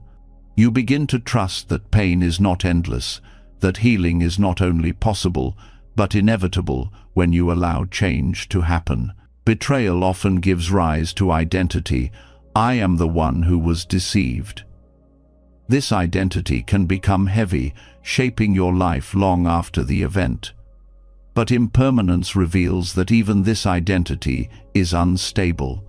The self you are today is not the self who was betrayed. Your thoughts, your body, your understanding have already changed. To hold on to betrayal as identity is to deny your own transformation. When you embrace impermanence, you allow yourself to evolve beyond the role of victim and step into the freedom of becoming. The teaching of impermanence also brings compassion into betrayal. The one who harmed you is also changing. They are not the same as they were at the moment of the betrayal. Their ignorance may soften, their heart may shift, or their suffering may deepen. To see them as permanently cruel is to cling to illusion. This does not mean you must reconcile, but it does mean you no longer freeze them in time. Recognizing impermanence allows you to hold the possibility of their change, which is itself an act of compassion. Impermanence also shows that even the bond broken by betrayal is not entirely destroyed. Trust may not return in the same form, but the relationship itself changes shape. Sometimes betrayal ends a relationship, but sometimes it transforms it into something deeper. Pain, when acknowledged, can lead to greater honesty, clearer boundaries, or new understanding. This, too, is impermanence at work, the ability of life to reshape itself out of rupture. When you meditate on impermanence, betrayal becomes less suffocating. You sit with the pain and watch it shift. The heaviness in the chest becomes a burning in the throat. then a tightness in the stomach, then perhaps a soft sadness. By watching closely, you see directly that the pain does not remain the same.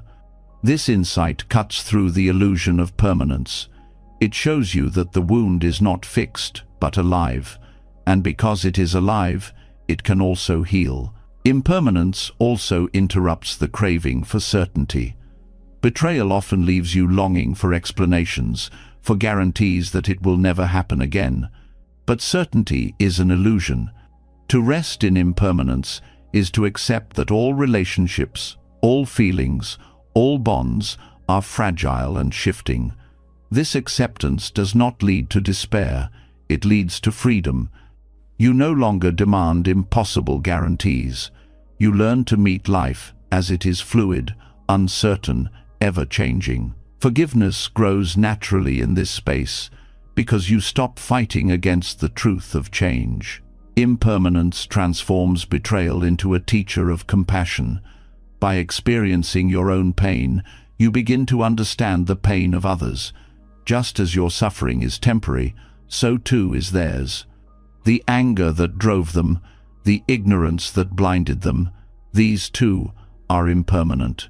This recognition softens the heart. You begin to see that betrayal is not a permanent state of being, but a temporary action arising from conditions. To forgive is to align with this reality. Impermanence also reshapes your relationship with time. At first, betrayal feels like a wound that defines your entire life. But as months pass, the perspective shifts. What once felt all-consuming becomes one chapter in a larger story. The distance of time is impermanence revealed. Every day carries you further from the intensity of the wound. If you cling to resentment, you freeze yourself in that chapter. If you accept impermanence, you allow the story to continue. On a deeper level, impermanence reveals that even betrayal itself is not a fixed thing. It is not an object you can hold. It is a process. Words spoken, actions taken, emotions felt, memories recalled. Each of these arises and passes. There is no single solid entity called betrayal. When you see this, your grip loosens. Forgiveness becomes possible because there is nothing fixed to cling to. The betrayal dissolves into a series of changing events, and the suffering dissolves with it. Impermanence also teaches resilience. You may think betrayal has broken you, but impermanence shows that you continue to change, to adapt, to grow. Each day you are different. Each breath reshapes you. Betrayal is not the end of your story. It is one moment in the unfolding of your becoming.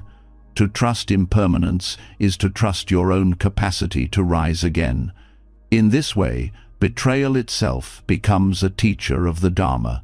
It reveals how clinging creates suffering and how impermanence offers release. By recognizing that pain changes, that people change, that even the memory changes, you free yourself from the illusion of permanence. Forgiveness is no longer forced. It arises naturally as the only response that makes sense in a world where everything is in motion. To heal betrayal is to rest in impermanence. The wound that once felt eternal becomes another passing moment. The identity of victim dissolves, the aggressor's role softens, the pain itself shifts into wisdom. You do not erase what happened, but you allow it to transform. Impermanence guarantees that nothing lasts, not even the deepest hurt. And in this truth lies the greatest freedom. Every betrayal can become the ground for forgiveness, because every wound is destined to change and pass. When impermanence is seen clearly, betrayal loses its power to define you. The wound no longer feels eternal.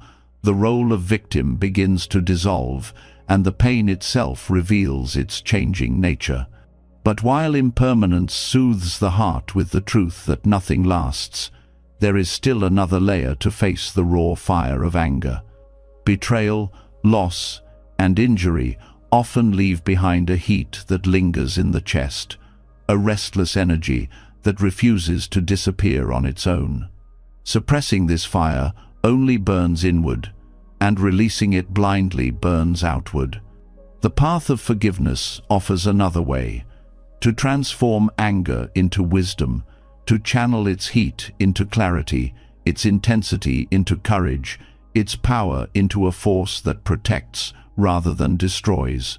Anger feels overwhelming because it carries energy. This energy is not evil in itself. It is movement, force, vitality. What turns it into suffering is how the mind reacts to it. When clung to, anger becomes hatred, retaliation, or bitterness. When denied, it hardens into shame, depression, or numbness. But when met with awareness, the same energy can be redirected. The fire that once consumed peace can instead illuminate truth. Forgiveness is the alchemy that performs this transformation. The first step is to acknowledge anger without judgment. Many people believe anger must be eradicated or hidden, but denial only strengthens it. The Buddha taught that emotions, like all phenomena, arise from conditions and pass when those conditions change. Anger is no different. To acknowledge it mindfully is to begin to loosen its hold. When you breathe into the fire, you give it space to settle. That space is the doorway through which anger begins to shift from blind reaction into awakened energy. Forgiveness channels anger by refusing to let it choose your actions. Instead of letting the fire dictate harmful words or violent deeds, forgiveness allows you to pause, breathe, and see. In that pause, clarity arises. The anger reveals itself as a signal, a sign that something mattered deeply, that a value was violated, that care was wounded. By seeing this clearly, you no longer confuse anger with hatred. You begin to see it as information, a guide pointing you toward what needs attention. Forgiveness provides the container so that anger's energy becomes insight rather than destruction. When anger is met with awareness, it sharpens perception. The mind becomes alert, focused, alive. In unskillful states, this sharpness cuts blindly, but with forgiveness, it becomes the sword of wisdom, cutting through illusion, cutting through stories, cutting through the fog of delusion. You begin to see not only the pain caused, but also the conditions that gave rise to it. Anger, transformed, becomes the very clarity that reveals dependent origination, the web of causes, the ignorance, the fear that fueled harmful actions. This clarity is wisdom born from fire. Courage also arises from this transformation. Anger carries force, and when redirected through forgiveness, that force becomes strength to act skillfully. Instead of collapsing into passivity or exploding into retaliation, you stand firm with compassion. Forgiveness does not make you weak, it makes you fearless. You see clearly that hatred cannot protect you, but wisdom can. You act not from the chaos of reaction, but from the steadiness of understanding. This courage is not loud or violent. It is the unshakable presence of one who refuses to be ruled by fire. Transforming anger into wisdom also reveals the difference between reaction and response. A reaction is immediate, fueled by emotion, often harmful. A response arises after awareness has been applied, shaped by clarity and compassion. Forgiveness provides the ground for response. When you forgive, you do not deny anger. You hold it long enough for it to ripen into wisdom. Then you act, not to perpetuate harm, but to protect peace. In this way, anger becomes not an enemy, but a teacher, guiding you toward deeper understanding. This transformation also shows in the body. When anger is suppressed, the body tightens, the jaw clenches, the stomach knots. When it is expressed violently, the body surges with tension and fatigue. But when it is met with mindful forgiveness, the body softens. The breath deepens, the muscles relax, and the fire shifts into warmth. This warmth is the energy of vitality, the same energy that can fuel compassion, creativity, and courage. Forgiveness unlocks this potential, turning what once harmed into what now heals. Anger transformed also deepens empathy. When you reflect on your own moments of unskillful anger, you see how it arose from your own suffering, confusion, or fear. This recognition allows you to extend the same understanding toward others. The fire that once fueled hatred now fuels compassion, because you recognize that the one who harmed you acted from the same blind energy you once carried. Forgiveness opens this perspective, allowing anger to dissolve into empathy rather than vengeance. At times, anger feels righteous. It tells you that you are justified, that retaliation is deserved. But forgiveness reveals that righteousness is another form of clinging, another fire that burns the one who holds it. By transforming anger into wisdom, you move beyond righteousness into truth. You see that while the pain was real, perpetuating anger only deepens suffering. The wisdom energy of forgiveness says, "I will act from clarity, not from the intoxication of righteousness." This shift preserves dignity while ending the cycle of harm. This transformation also carries practical benefits for community.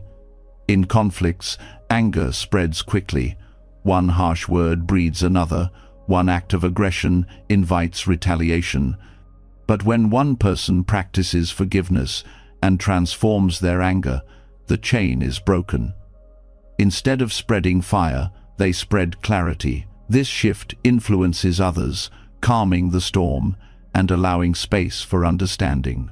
In this way, anger transformed into wisdom not only liberates the individual, but also heals the collective. Meditation can be used to practice this alchemy directly. Sitting with the sensation of anger, you focus on the breath, you name the feeling, and you allow it to arise fully without acting on it. Then you turn your awareness toward forgiveness, silently offering release. Over time, you begin to feel the fire shift. Heat becomes energy. Energy becomes clarity. What once felt unbearable becomes a source of strength. This practice trains the mind to meet anger not with fear but with skill. Ultimately, forgiveness reveals that anger is not your enemy but a messenger. It tells you what matters. It shows you where your heart is tender. It points to values you hold deeply. Left unexamined, it destroys. Met with forgiveness, it teaches. The wisdom born from anger is sharper than indifference and stronger than denial. It becomes the courage to act with compassion, the clarity to see causes, the strength to endure without hatred. Forgiveness is the channel that allows this transformation. Without it, anger hardens into hatred or sinks into despair. With it, anger becomes wisdom, energy, fierce yet compassionate, strong yet gentle, powerful yet free of harm. This is the fire of awakening. The energy that once consumed you now illuminates the path. In this way, forgiveness is not the extinguishing of anger, but its transformation into the light of wisdom, a light that cannot be dimmed by betrayal, injury, or loss. When anger has been transformed into wisdom energy, its fire no longer consumes you, but instead lights the path ahead. Yet even with this clarity, another danger often arises: the temptation to swing to extremes. On one side lies vengeance, the urge to strike back and use pain as a weapon. On the other side lies suppression, the attempt to bury hurt so deeply that it festers unseen. Neither path brings peace. Vengeance keeps the wound open through retaliation, while suppression poisons the heart through denial. The Dharma offers another way, the middle way, where pain is acknowledged fully, yet not weaponized, where suffering is seen clearly without being allowed to rule. The middle way is not balance in the shallow sense of compromise. It is wisdom in action, the understanding that extremes create suffering. When you move toward vengeance, you believe justice is found in punishment, but in reality, vengeance multiplies the very harm you seek to end. It may offer brief satisfaction, but the cycle of retaliation ensures that peace never arrives. On the other side, suppression appears noble, swallowing your pain, so others are not disturbed, but it robs you of honesty, leaving your heart heavy with what has been denied. The middle way steps between these illusions. It says, acknowledge the wound, feel the grief, allow the anger, but do not let them harden into weapons or chains. Walking this path requires courage. Vengeance often feels powerful, suppression often feels safe. But the middle way is neither the intoxication of power nor the false security of avoidance. It is the strength to remain present with suffering without being controlled by it. To acknowledge pain without feeding hatred is a radical act. It means saying, I see what happened, I feel the weight of it, but I will not let it dictate my life. This is not weakness, it is mastery of the heart. The middle way is also deeply practical. When betrayal or harm occurs, responding with vengeance rarely solves the problem. It often creates new ones. Families fracture, communities divide, inner peace evaporates. Suppression is equally destructive, as the denied pain leaks out in other ways through irritability, illness, or despair. Only by walking between these extremes can you find genuine healing. The middle way does not deny justice, but it refuses to confuse justice with revenge. It does not avoid pain, but it refuses to confuse silence with peace. Practicing the middle way begins with mindfulness. You notice the desire to retaliate, the fantasy of seeing the other suffer. Instead of acting on it, you hold it gently in awareness. You breathe, you name it. This is the wish for vengeance. By recognizing it, you weaken its control. At the same time, you notice the urge to suppress, the impulse to say, it doesn't matter, or I'm fine. You recognize this too, and you resist the temptation to bury it. Awareness becomes the ground where both extremes are seen, acknowledged, and released.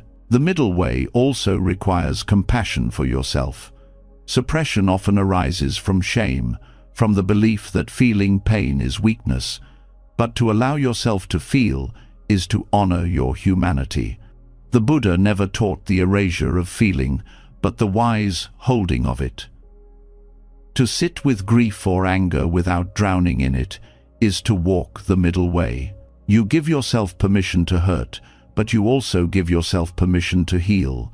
Both are necessary steps toward peace. This approach also transforms how you relate to the one who harmed you. Vengeance traps you in their orbit, tying your life to theirs through retaliation. Suppression traps you in silence, tying your life to theirs through avoidance. The middle way frees you from both. You recognize their actions without excusing them. You acknowledge your hurt without magnifying it. You establish boundaries without hatred. In this way, you reclaim your power not through force or denial, but through clarity. The middle way further teaches that extremes are rooted in craving. Vengeance is craving for control, for repayment. Suppression is craving for avoidance, for escape. Both are forms of clinging. By walking between them, you let go of craving itself. You no longer demand that the past be undone or forgotten. You allow it to be what it was while choosing not to carry its poison forward. This letting go is not passive. It is an active decision to stop feeding the extremes that keep suffering alive. Forgiveness arises naturally on this path. Not forgiveness as forced kindness, but as the natural result of refusing both retaliation and denial. When you do not retaliate, hatred loses its fuel. When you do not suppress, the wound receives air and begins to heal. Forgiveness grows in the open space between. It becomes not a moral duty, but a consequence of walking wisely. The middle way is not easy. It demands vigilance, because the pull of extremes is strong. Anger insists that vengeance is strength. Fear whispers that suppression is safety. But with practice, you learn to rest in the discomfort of the middle. You learn that true strength is restraint, and true safety is honesty. Over time, the heart grows steady, no longer tossed back and forth between fire and ice. It learns to rest in balance, to breathe in peace even when pain lingers. On a deeper level, the middle way reflects the very essence of Buddhist practice. The Buddha discovered liberation not in indulgence or self-denial, but in walking between. The same truth applies here. Freedom from the wounds of betrayal and harm comes not from punishing or burying, but from holding pain with wisdom. The middle way is forgiveness in motion, compassion embodied, peace lived. To walk this path is to say, I will not let pain turn me into a mirror of harm. I will not pretend it never touched me. I will stand in the center, fully present, open-eyed, open-hearted. From here, forgiveness is no longer forced. It arises as the only possible response to a life lived between extremes, a life lived in balance, a life aligned with truth. When the heart learns to walk the middle way, neither striking back in vengeance nor burying pain in silence, a deeper freedom begins to emerge. Yet even with this balance, many still feel a heaviness they cannot explain, as though certain wounds or patterns return again and again, no matter how much work is done in this lifetime. Buddhism speaks to this mystery through its vision of rebirth and karmic continuity. Some resentments are not only from this life, but threads carried across lifetimes, knots of unfinished stories that resurface until they are released. Forgiveness in this light becomes something vast. It is no longer just about healing one moment of betrayal, but about untying karmic knots woven over countless lives. In Buddhist cosmology, every thought, word, and action leaves an imprint.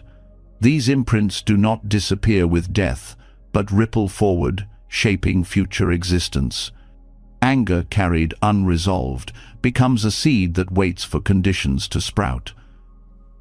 Grudges left unhealed find their way into new lives, drawing beings together again and again until resolution is found.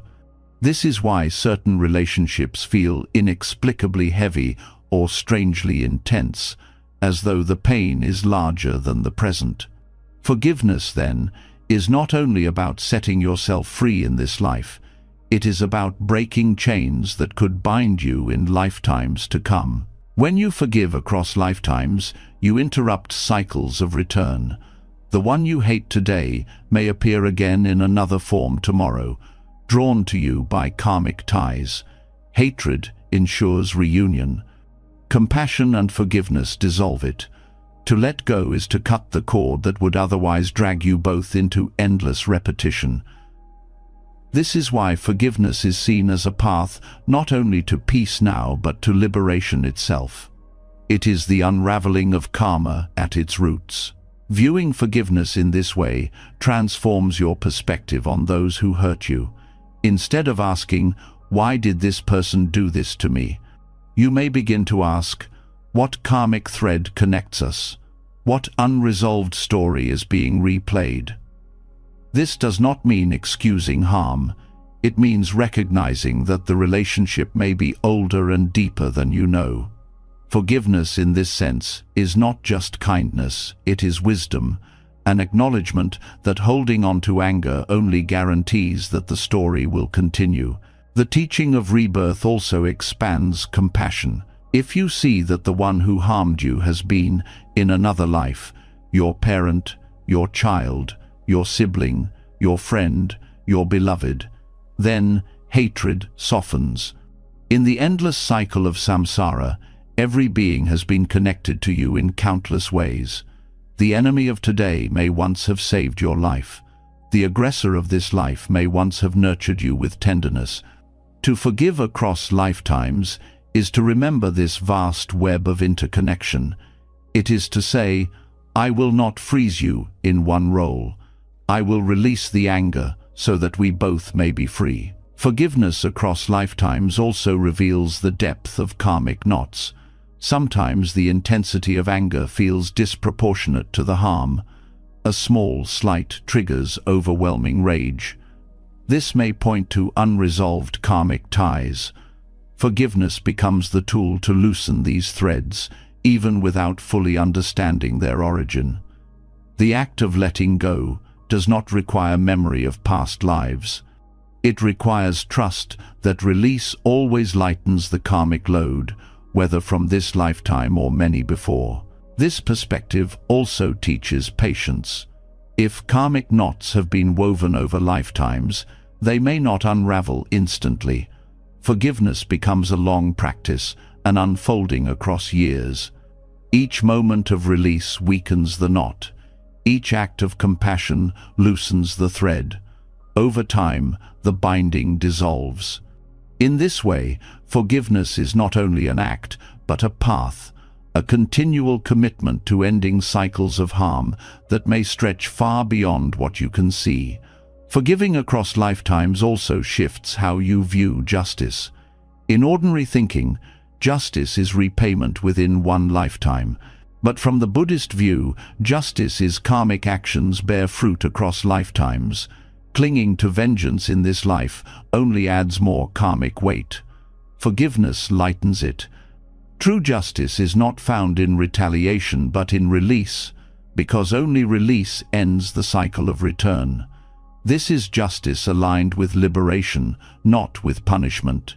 In practice, forgiveness across lifetimes can be cultivated through meditation and ritual. One method is to visualize the person who hurt you, acknowledging the pain, and then silently releasing them with compassion.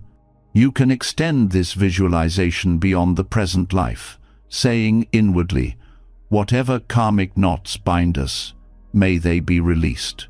May you be free, may I be free." With time, this practice changes the texture of your heart. The heaviness lightens, the patterns loosen, and the cycle begins to break. Another method is the practice of metta, or loving kindness, directed not only to those you know now but to all beings across time. When you repeat, "May all beings be free from suffering," you are including not only those alive today, but those connected to you through countless lives.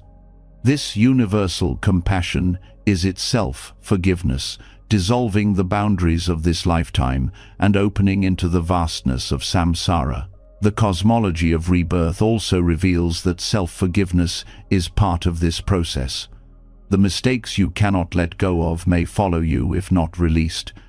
To forgive yourself is to stop carrying the weight into future lives. It is to say, "I will learn from this and release it now, so that I do not meet it again later." Forgiving yourself is generosity across lifetimes, a gift to your own future existence. Forgiveness across lifetimes also brings humility. You may be the victim in this life, but in another life you may have been the aggressor. The roles shift endlessly in samsara. To forgive is to recognize this truth, to see that clinging to anger is clinging to a story that could just as easily have been reversed.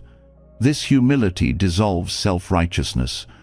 It invites compassion not only for others, but for the great cycle itself. The ultimate lesson of forgiving across lifetimes is liberation. The Buddha taught that samsara continues as long as craving and clinging continue. Hatred and resentment are powerful forms of clinging. To forgive is to cut the bonds, not only with the person in front of you, but with the cycles that pull you both into endless return. Forgiveness here is not small, it is cosmic. It is the breaking of chains that may stretch across centuries, the opening of the heart to a freedom that is timeless. In this way, forgiveness is both immediate and vast. It heals the wound of today, and it unravels the threads of yesterday. It frees the self, you know, and it frees the countless selves you have been. It is the practice of compassion at the widest scale, a generosity that extends beyond this life into lives unseen. To forgive across lifetimes is to align with the deepest truth of the Dharma, that all things are impermanent, all beings are interconnected, and liberation comes when you finally let go. When forgiveness is seen across lifetimes, the act takes on a cosmic weight. It is no longer just about softening the heart in this moment, but about ending karmic ties that might otherwise bind you again and again. To forgive becomes an act of liberation that reaches beyond what the eye can see. But even with this vast perspective, many people hesitate. They fear that forgiving means losing power, that letting go makes them weak, that to release anger is to surrender dignity. This is one of the greatest illusions surrounding forgiveness. The Dharma teaches the opposite. Forgiveness is not weakness at all. It is one of the purest expressions of courage. Courage is not the absence of fear or pain. Courage is the willingness to face fear and pain without being controlled by them. When you forgive, you are not pretending the wound never happened. You are not excusing betrayal or denying injustice. You are standing face to face with your suffering, acknowledging it fully, and still choosing not to let it rule you. This choice requires a strength far greater than retaliation, because retaliation is easy. Anyone can strike back. But to forgive when the heart burns for revenge, to release when clinging feels safer, this is true bravery. Forgiveness as courage begins with honesty. It takes courage to admit that you were hurt, that anger and grief still live within you. Suppression is easy, acknowledgement is harder. By naming your pain, you step into vulnerability, and vulnerability is itself a form of strength. The fragile ego avoids such openness, but a courageous heart is willing to face the truth. Forgiveness grows from this honesty, because you cannot release what you refuse to see. It also takes courage to resist the pull of vengeance. The world often glorifies retaliation, praising those who stand up for themselves by striking back. But vengeance is not strength. It is submission to anger. The courage of forgiveness lies in refusing to let rage dictate your path. You hold your ground, not by harming, but by staying free from the chains of hatred. You reclaim control of your own mind, rather than handing it over to your anger or your aggressor. This mastery is inner power, the kind that cannot be shaken by external events. Forgiveness as courage also means facing uncertainty. To forgive is to step into the unknown, because you release the identity of victim and the familiar fuel of anger. Without these, who are you? The mind resists, fearing emptiness. But courage says, I am willing to step into that emptiness, to discover a freedom larger than my fear. Only a brave heart can risk letting go of what feels safe, even when what feels safe is suffering. Courage is also required because forgiveness asks you to go against cultural conditioning. In many societies, forgiveness is seen as weakness, while aggression is seen as strength.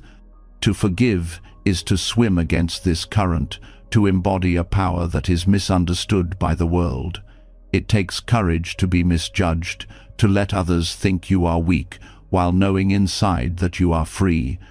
This courage is quiet, but it is unshakable. Forgiveness as strength also shows itself in the willingness to carry responsibility. When you forgive, you stop waiting for the other person to repair what was broken. You take responsibility for your own heart, for your own peace. This is not about carrying blame that is not yours.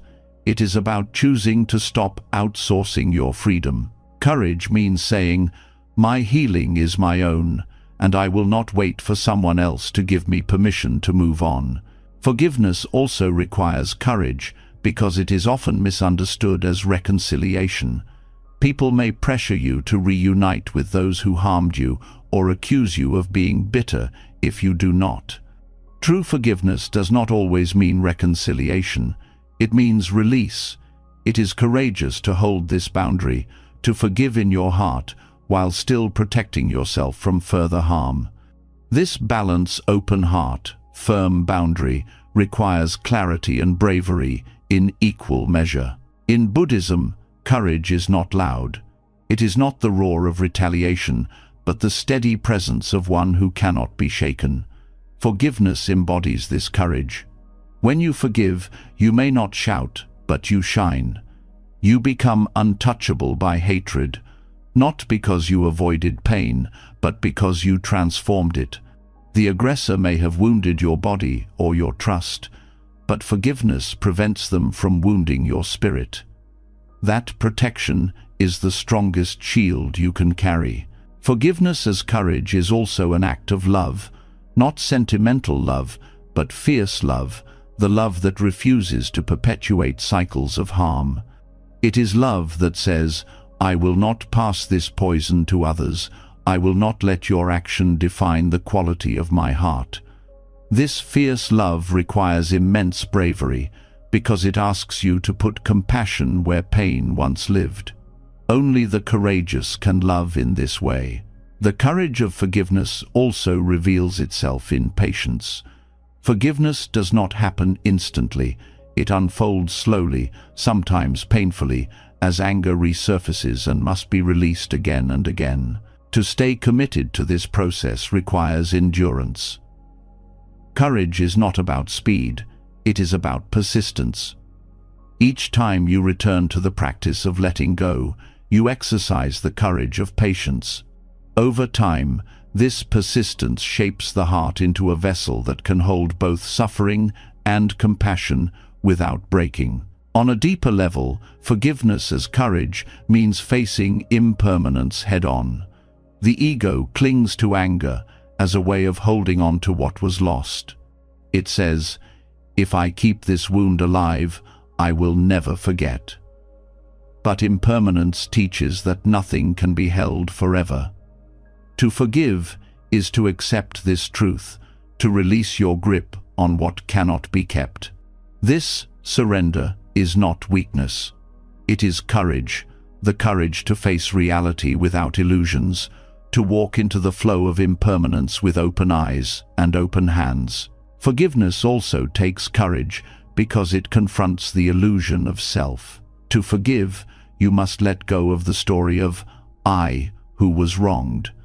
This story can feel like identity itself, and releasing it feels like losing yourself. But the Dharma shows that this self is already an illusion, a collection of conditions. Forgiveness requires the courage to step beyond this illusion, to live without the armor of victimhood, to embrace a self that is not defined by wounds. This is perhaps the greatest bravery of all. In communities, forgiveness as courage breaks cycles that could last generations. It takes one brave heart to say, "The harm stops here. I will not continue it." This act protects not only yourself, but everyone who would have been touched by your resentment. Courage here is not about personal pride, but about service. It is the courage to free the future from the weight of the past. Ultimately, forgiveness as an act of courage is the embodiment of liberation. It is the moment you refuse to be controlled by what harmed you. It is the strength to stand unshaken in the face of betrayal, to carry love where hatred once lived, to walk forward without chains. It is the quiet but unbreakable power of the heart that chooses freedom over bitterness, clarity over confusion, compassion over vengeance. Forgiveness is not surrender. It is the purest expression of courage, the kind that cannot be taken away, the kind that sets you free. When forgiveness is recognized as an act of courage rather than weakness, the heart begins to stand with quiet strength. It no longer needs to fight, and it no longer needs to hide. But courage alone is not the end of the path. It is also the beginning of a deeper practice. Forgiveness does not always arrive through grand gestures or dramatic decisions. Sometimes it comes in the simplest yet most profound of acts: listening.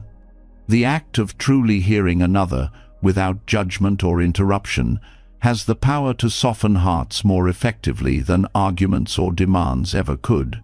Listening, in this way, becomes forgiveness in action. Deep listening requires the same bravery as forgiveness itself, because it asks you to put aside the shield of defensiveness and the sword of accusation. It is far easier to speak than to listen, far easier to defend your own story than to hear the others. Yet, when you choose to listen with openness, you begin to create a space where both suffering and humanity can be acknowledged. This space is where healing begins. To listen non-judgmentally does not mean you agree with everything you hear. It means you set aside the urge to condemn long enough to understand. Anger and resentment harden the heart by repeating a single narrative: "I was wronged, they are guilty." But when you listen, you allow new dimensions to be revealed. Perhaps the one who hurt you was themselves in pain. Perhaps they acted out of fear, ignorance, or confusion. Perhaps their story is more complicated than your memory allows. This recognition does not excuse harm, but it humanizes the one who caused it. And in that humanization, forgiveness has room to grow. Listening also transforms the one who listens. When you sit silently, focusing on another's words, your mind becomes less entangled with the endless repetition of your own grievances. You step outside your story for a moment and allow space for theirs. In this shift, resentment loosens its grip. Forgiveness becomes possible not because the wound is erased, but because you stop feeding it with the constant energy of your own voice. You allow silence and presence to do their work. The practice of listening as forgiveness also strengthens compassion. Hearing another person's pain, even the pain that caused them to harm you, reveals the shared nature of suffering. It shows that aggression often arises not from strength, but from weakness, not from clarity, but from blindness. When you listen deeply, you begin to feel less like an enemy and more like a fellow traveler through the terrain of human struggle. Compassion becomes not an abstract concept, but a lived experience, born directly from the act of listening. This form of forgiveness also works in reverse. Sometimes the greatest gift is being listened to. Many who hold grudges or lash out in anger are desperate to be heard. Their pain, ignored or dismissed, hardens into resentment. But when someone listens without interruption, without judgment, the heart softens. Defenses drop. The walls built from years of bitterness begin to crumble. To listen to another is not only to forgive them, but also to invite them into their own forgiveness. Listening as forgiveness requires patience. The stories you hear may be difficult, the emotions raw, the words harsh. But patience allows you to stay present without reacting. You let them speak, you breathe, you hold steady. In doing so, you demonstrate forgiveness not through declaration, but through presence. You show them, and yourself, that you can remain open even in the face of discomfort. This patience is a living expression of the middle way, neither striking back nor retreating into silence, but staying balanced in attentive presence. In Buddhist tradition, this kind of listening is known as compassionate listening. Thich Nhat Hanh often taught that to listen in this way is to relieve suffering. You do not need to provide solutions. You do not need to correct or argue. You simply offer your attention fully, like a calm lake reflecting without distortion. In this way, listening itself becomes an act of generosity. It is the gift of your presence, the gift of understanding, the gift of forgiveness without words. Forgiveness through listening also prevents misunderstanding from solidifying. Many conflicts are sustained not by the original harm, but by layers of misinterpretation, words twisted, intentions assumed. Silence misread these, feed the fire of resentment. Deep listening clears the smoke. It allows the truth to emerge more clearly, sometimes revealing that the harm was less deliberate than imagined, or that regret was already present but unseen. Even when the wound remains, the clarity itself can be healing. This practice also extends beyond personal relationships. On a societal level, listening becomes forgiveness in action. When groups divided by history and conflict sit together and share their stories. When communities listen to one another with openness, cycles of hatred can be broken. The act of listening acknowledges pain without erasing it, and in that acknowledgement, healing begins. Forgiveness at this level is not abstract. It is lived in the courage of sitting together, hearing each other fully, and refusing to let silence or shouting define the relationship. Listening as forgiveness is not passive. It is active presence. To remain open in the face of pain requires strength. To allow someone to speak their truth without rushing to defend your own requires humility. To hear suffering without judgment requires compassion. Each of these is a form of forgiveness, because each refuses to harden into resentment. Each act of listening is a step toward release, for both yourself and the other. At its deepest, listening dissolves the illusion of separation. When you listen so fully that the other's words echo in your own heart, you begin to feel that their suffering and yours are not entirely different. You recognize into being the truth that no one suffers alone, that all lives are woven together. Forgiveness becomes the natural result of this recognition, because once you see yourself in the other, hatred loses its foundation. To practice listening as forgiveness is to bring the Dharma into daily life. It is to make forgiveness not only a thought, but an embodied act, not only a decision, but a practice. Each time you listen with openness, you forgive a little more. Each time you allow another's story to soften your own anger, you step closer to freedom. In this way, listening is not separate from forgiveness. It is forgiveness made visible, forgiveness lived in action, forgiveness spoken not through words, but through presence. When forgiveness is practiced through listening, hearts soften in ways that words alone cannot reach. To be truly heard, or to offer that depth of attention to another, dissolves layers of resentment and invites compassion to flow. Yet even with the healing power of listening, the human heart sometimes needs something more tangible, a way to embody release physically, to express inward transformation through outward action. This is where the wisdom of ritual enters.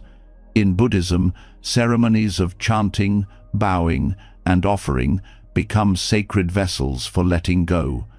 They give form to forgiveness, turning invisible shifts of the heart into visible acts of release. Rituals matter because the body remembers what the mind struggles to hold.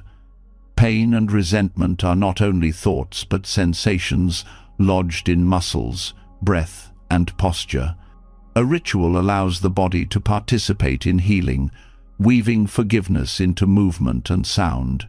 To chant is to give voice to release. To bow is to humble oneself before impermanence. To make offerings is to turn clinging into generosity. Each action reinforces the intention to let go, grounding forgiveness not only in thought but in lived expression. Chanting carries unique power because it joins breath, voice, and intention. Reciting verses or mantras dedicated to compassion or release calms the mind while vibrating through the body. The repetition reshapes inner patterns, replacing cycles of resentment with rhythms of peace. In many traditions, chanting is also communal. To raise your voice with others in harmony reminds you that you are not alone in your struggle, that release is shared, that forgiveness is sustained by community as much as by individual will. Bowing is equally profound. To lower your body in humility is to soften pride, the very pride that often fuels grudges. Bowing before a Buddha image, a teacher, or even the memory of one who caused harm acknowledges that clinging to superiority or victimhood only deepens suffering. Each bow becomes a physical act of surrender, not surrender to injustice, but surrender to reality, to impermanence, to the truth that everything changes. Through bowing, resentment loses its rigidity. The body teaches the mind to bend, and in bending, it does not break. Offerings represent another dimension of ritual release. To light incense, place flowers, or pour water before an altar is to turn material form into a symbol of letting go. The smoke rising from incense mirrors the release of anger dissolving into space. Flowers remind you that beauty is fleeting, teaching that clinging to the past is futile. Water offerings flow away freely, showing that the heart too can flow rather than cling. Each offering transforms attachment into generosity, echoing the teaching that forgiveness is itself a gift given freely. These rituals also provide structure. In the chaos of pain, the mind seeks order but often finds only confusion.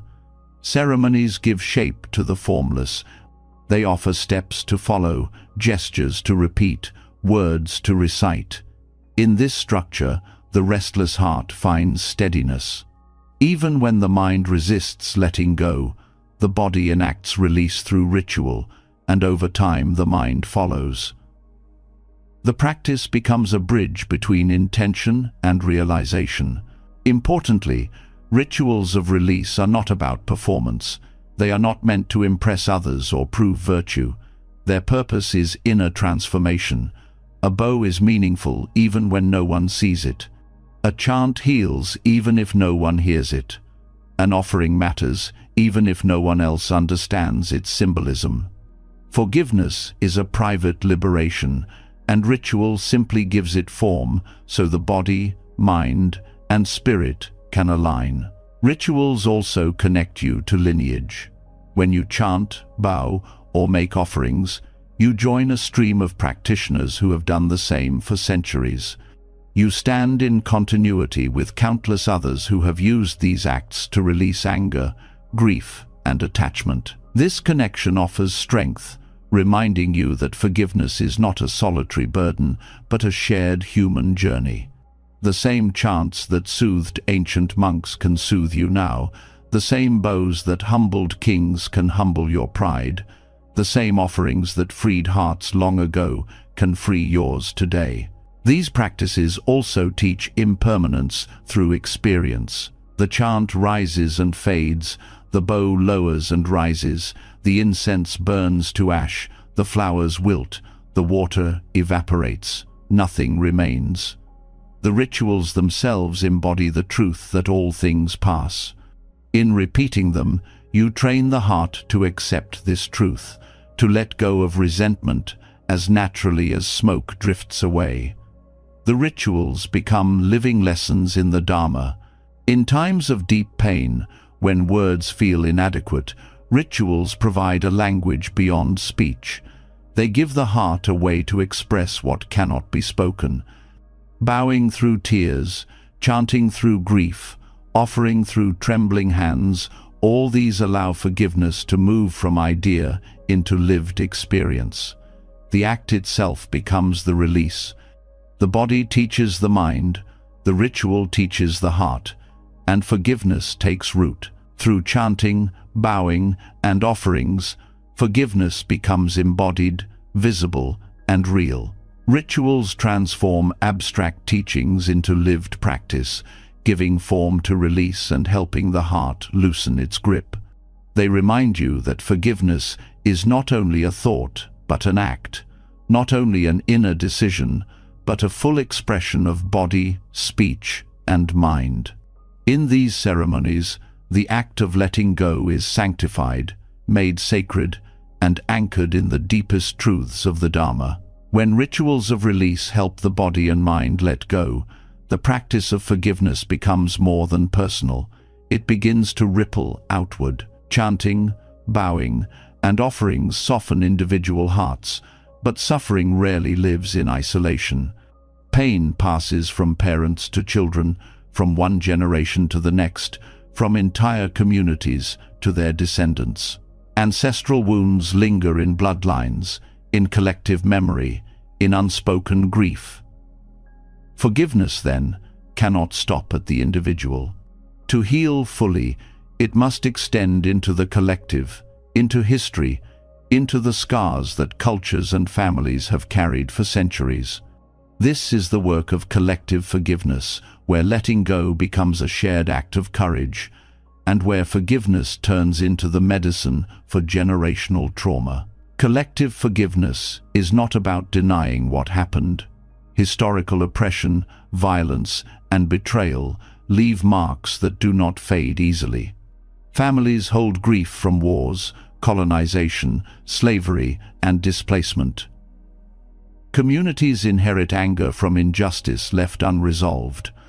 Silence passed down through generations becomes a weight heavier than any single person can carry. Collective forgiveness is about facing these truths openly, acknowledging the wounds, and choosing not to let them define the future. It is the decision to end the cycle of resentment so that the next generation is not forced to inherit the same bitterness. This practice begins with recognition. Healing ancestral wounds requires bringing hidden pain into the light. Many families carry stories that were never spoken aloud, stories of betrayal, exile, poverty, abuse. These silences shape identities unconsciously, creating anger or sadness with no clear source. Collective forgiveness asks us to listen, to uncover, to give voice to what was suppressed. By naming the wound, we begin the process of releasing it. Forgiveness at this level also requires compassion that stretches beyond individuals. To forgive an oppressor or ancestor is not to excuse their actions, but to understand the conditions that shaped them. A colonizer was shaped by greed and ignorance. A parent who repeated abuse was shaped by their own suffering. Historical harms emerge from chains of conditions stretching far back in time. To see this does not erase responsibility, but it loosens hatred. It allows space for healing, for both victims and perpetrators, because both are caught in samsara's endless cycle. Collective forgiveness also lives in ritual and community practice. Just as individual rituals of release give form to inner healing, collective ceremonies give form to shared healing. Communities gather to chant for ancestors, to offer prayers for both victims and oppressors, to honor the dead with compassion rather than vengeance. These rituals create sacred spaces where grief can be expressed, witnessed, and released together. In bowing, chanting, or making offerings as a group, forgiveness becomes embodied in collective action. Ancestral forgiveness also acknowledges that trauma can live in the body. Descendants often carry the stress responses of their ancestors: fear, anger, anxiety, passed through both biology and environment. Forgiveness helps to soften these patterns. By choosing to release resentment, you shift not only your own nervous system, but also what you pass forward.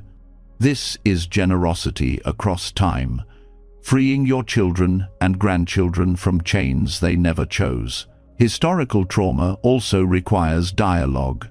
Collective forgiveness often involves groups with long histories of conflict sitting together, listening deeply to one another's stories.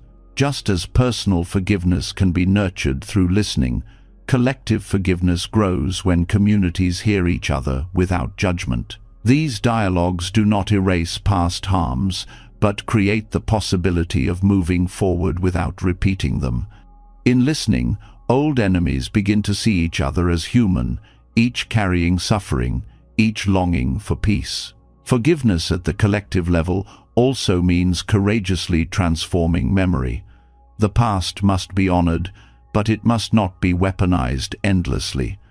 Monuments, anniversaries, and rituals of remembrance can be opportunities for healing when infused with forgiveness rather than bitterness. To remember without hate is an act of profound strength. It allows communities to honor their dead while refusing to imprison the living in cycles of vengeance. This work also requires confronting inherited anger. Many carry resentment on behalf of their ancestors, feeling obligated to keep the flame of rage alive.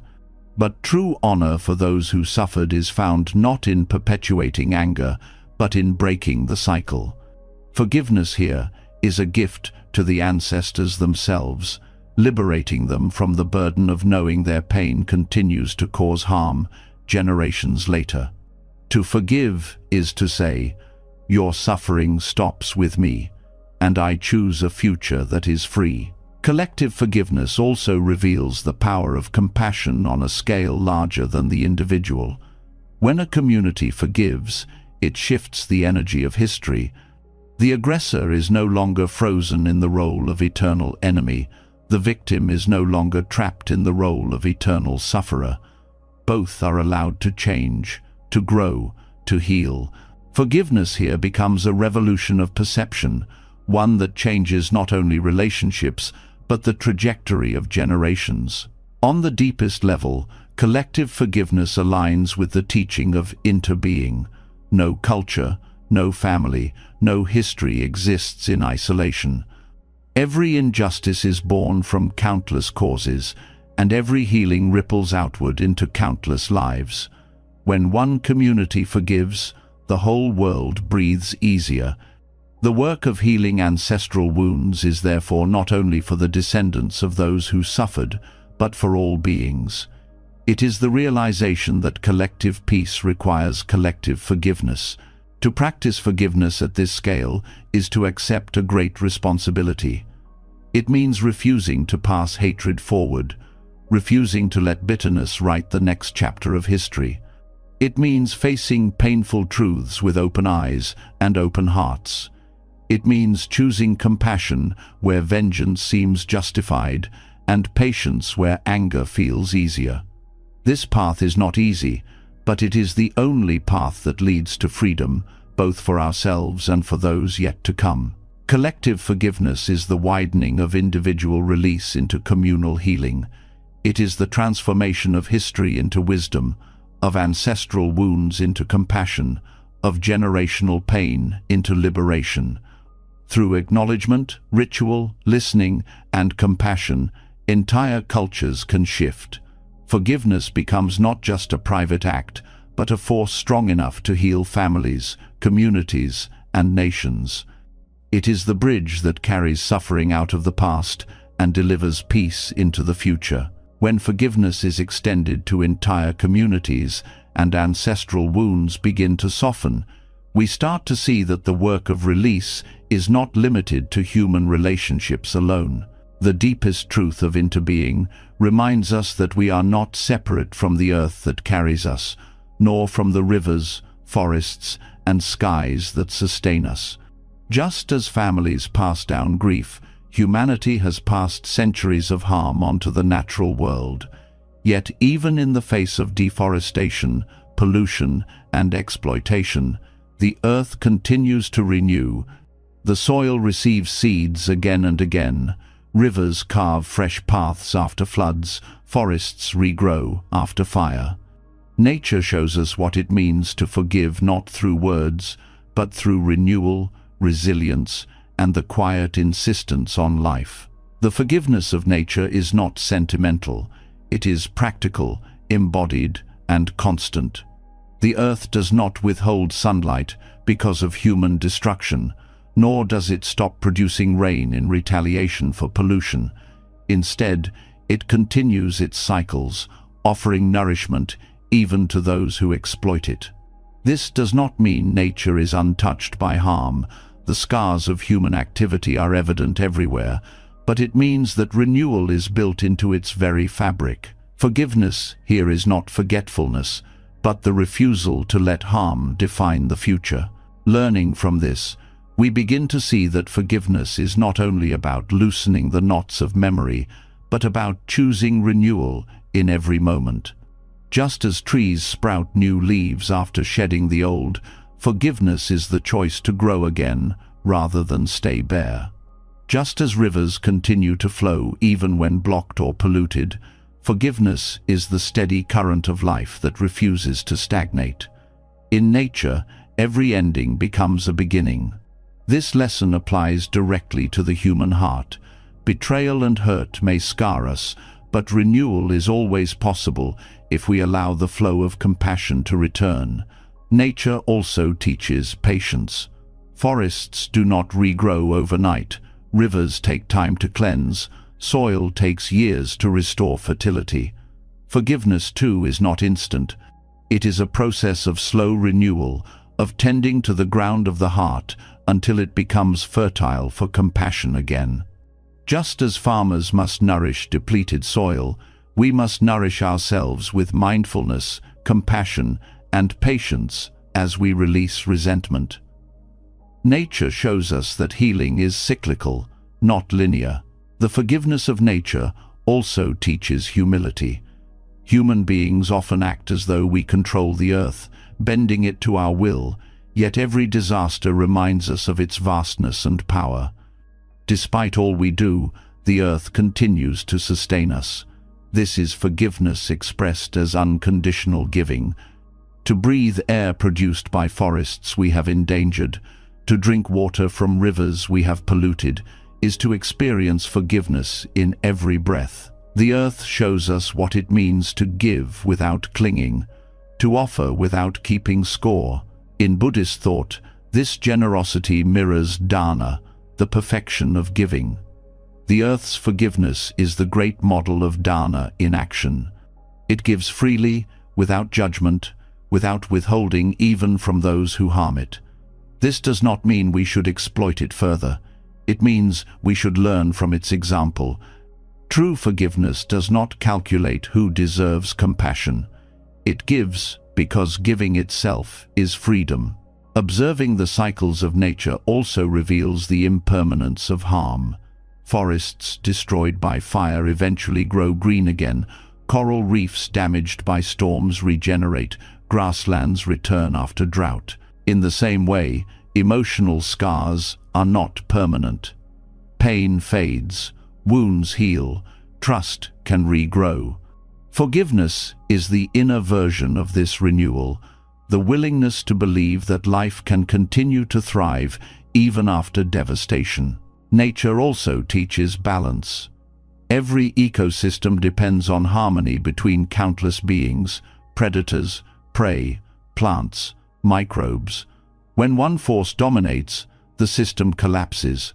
Human anger and resentment act like invasive species, overwhelming the delicate balance of the heart. Forgiveness is the act of restoring balance, of allowing compassion and clarity to re-enter the ecosystem of the mind.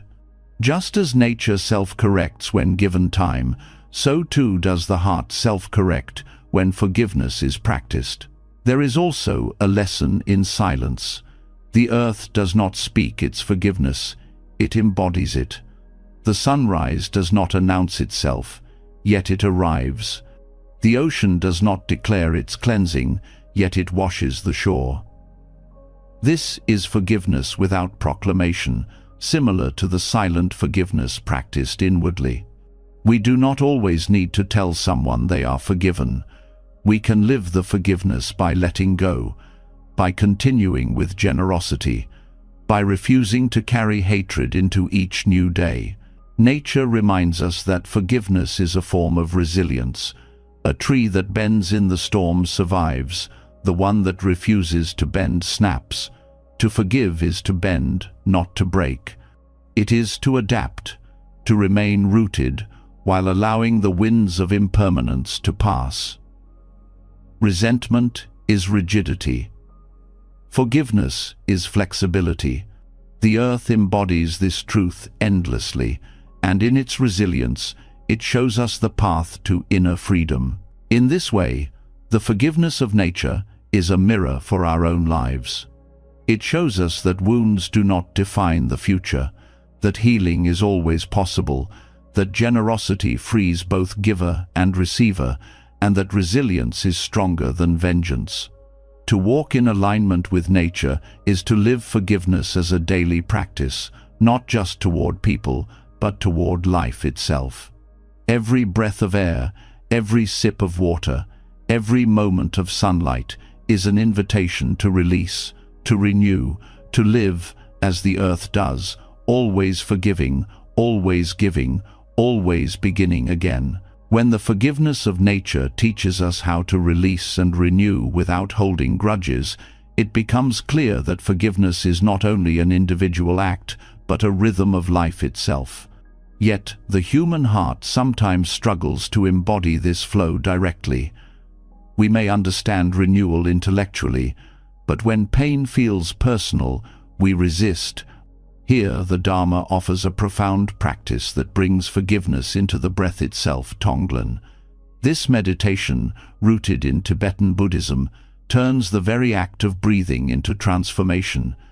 You take in the suffering of others, including those who hurt you, and you breathe out compassion.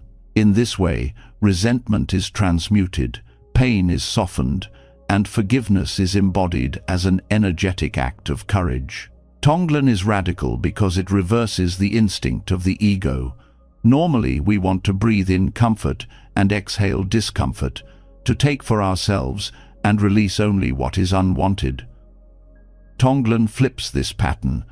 It trains the heart to embrace suffering instead of resisting it, and to respond with compassion instead of anger. When practiced with sincerity, it transforms forgiveness from a mental struggle into a direct, lived experience. Each inhale becomes an acceptance of pain, each exhale an offering of release.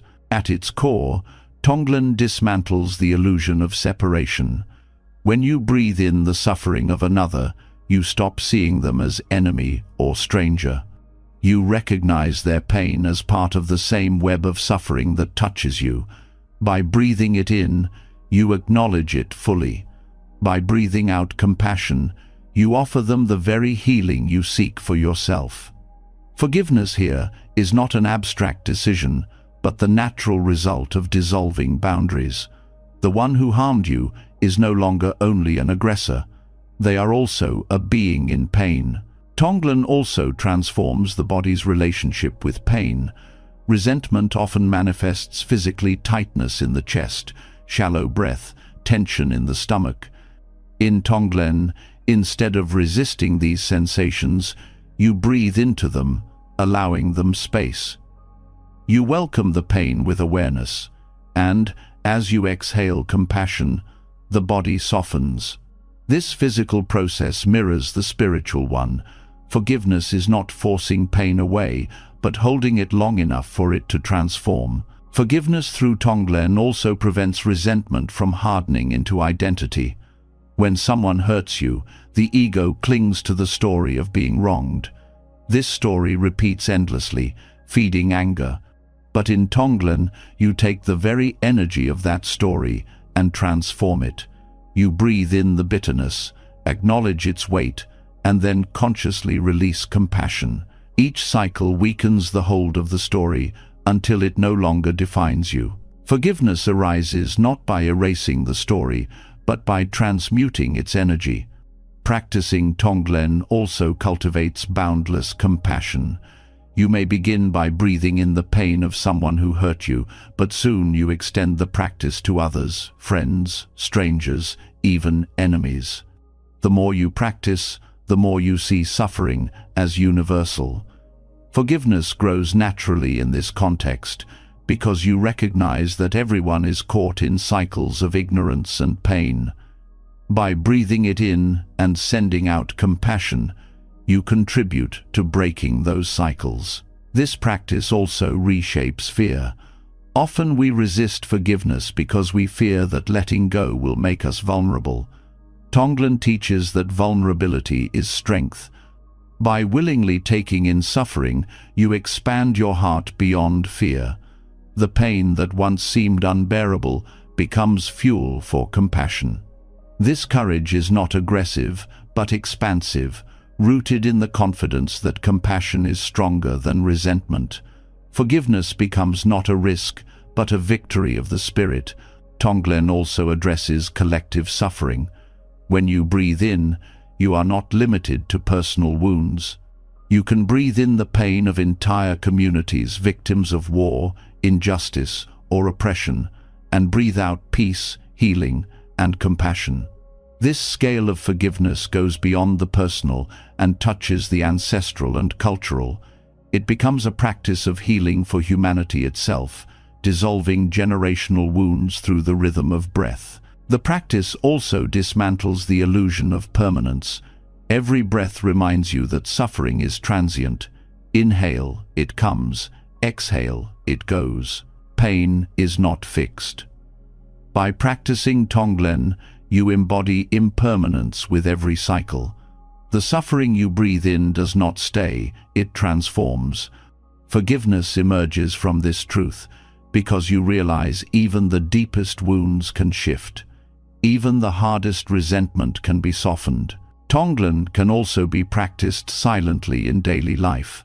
In moments of conflict, you can pause, breathe in the other's anger, and exhale calm. In moments of grief, you can breathe in your pain and exhale compassion for yourself. Forgiveness in this form does not wait for meditation, cushions, or rituals. It becomes part of every breath. Each interaction becomes a chance to practice release. On the deepest level, Tonglen reveals the emptiness of self and other. The boundary between who suffers and who forgives dissolves. You breathe in pain, you breathe out compassion, and in the process, the distinction between giver and receiver fades. Forgiveness becomes not something you do, but something that flows through you. The breath itself carries the release, effortless and continuous. Forgiveness through Tonglen is not about excusing harm.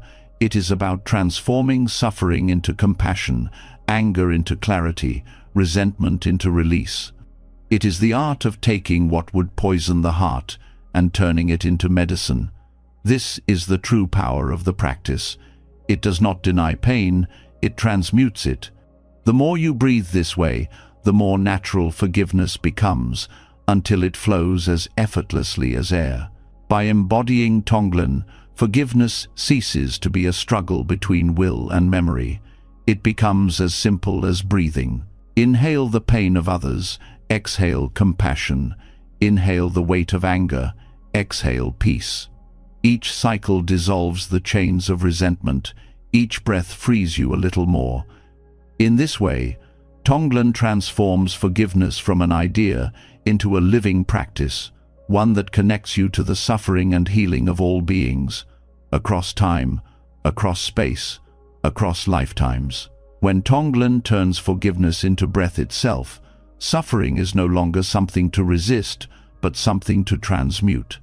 Each inhale welcomes pain, each exhale releases compassion, and slowly, the sharpness of resentment dissolves into a flow of kindness.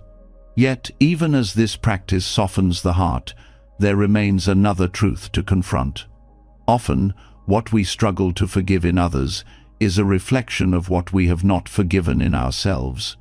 The people who trigger our deepest resentment hold up a mirror, revealing shadows within that we would rather not face. Forgiveness, then, is not only about releasing the other, but also about seeing clearly the unhealed wounds projected outward.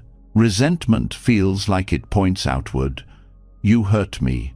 You betrayed me. You are the problem. But when examined carefully, it often reveals an echo of our own pain. A harsh word may wound us, not only because it was cruel, but because it confirms a belief we already carry about ourselves. A betrayal may devastate us not only because of the loss, but because it awakens old fears of abandonment or inadequacy. The shadow is not obvious, but it lingers behind resentment, coloring our perception.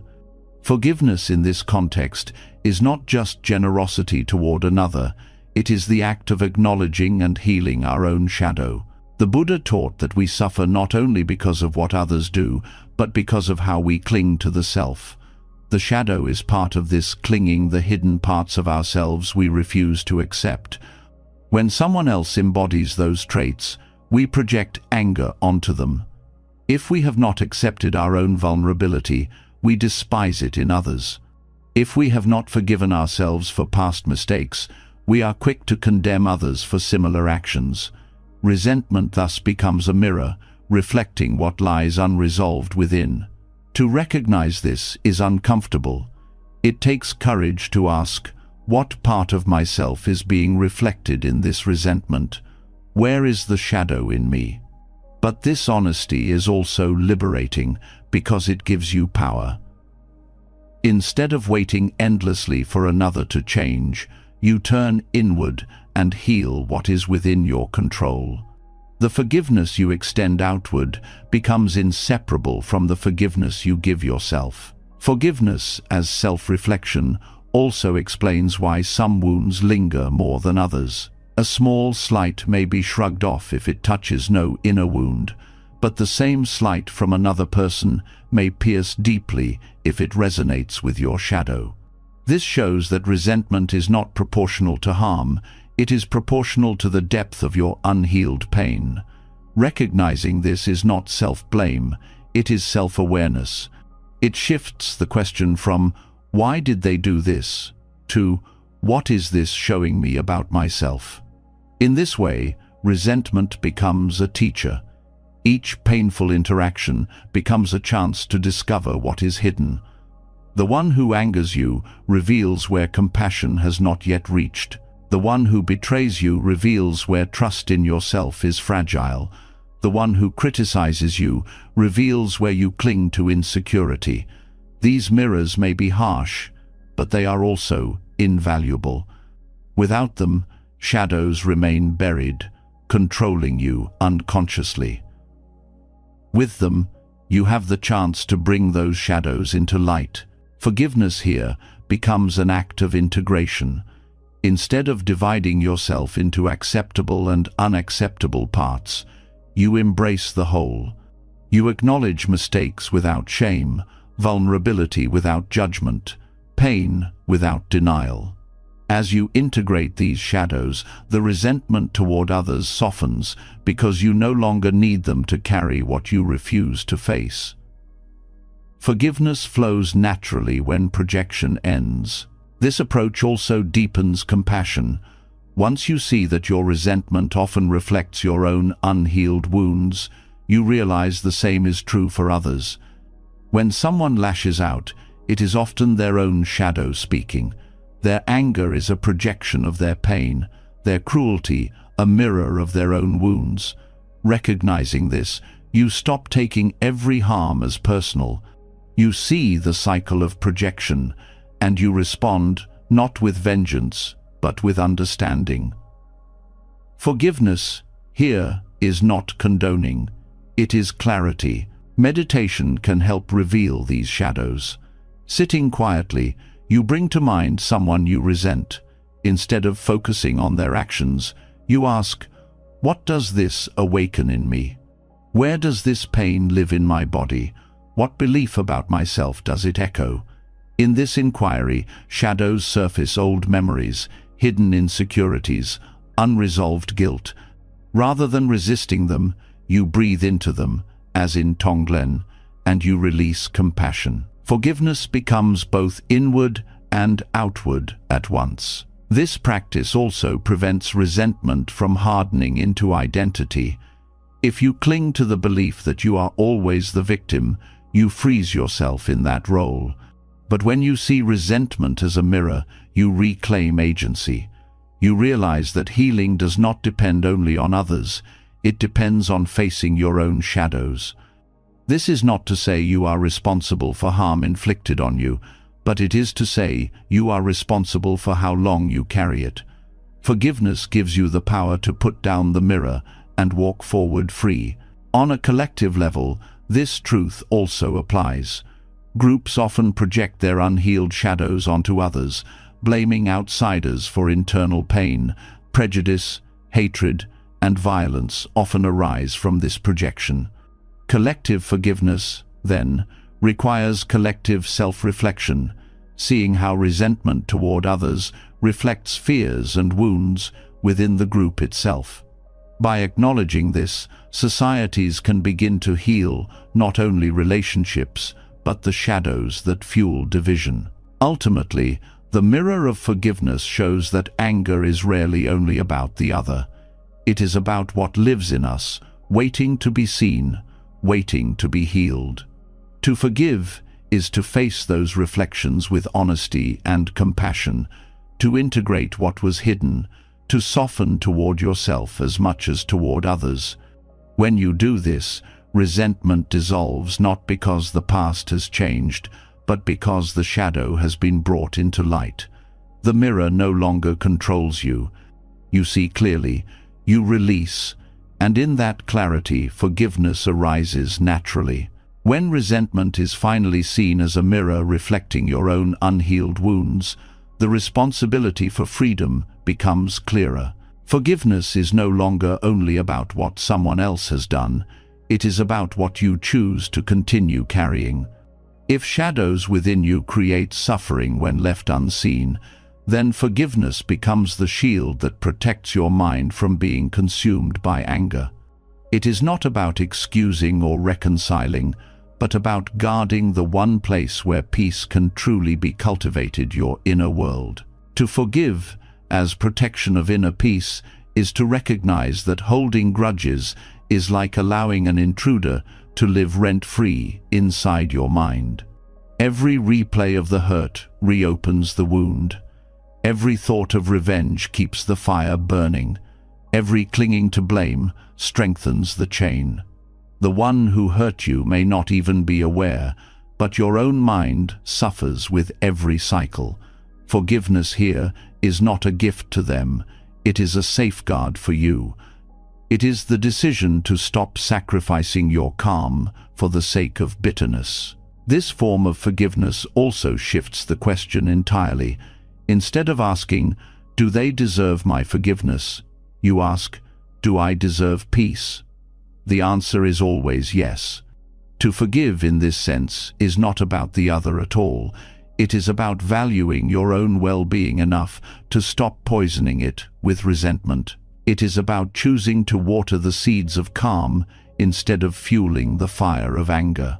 The Buddha compared anger to holding a hot coal with the intent of throwing it at someone else.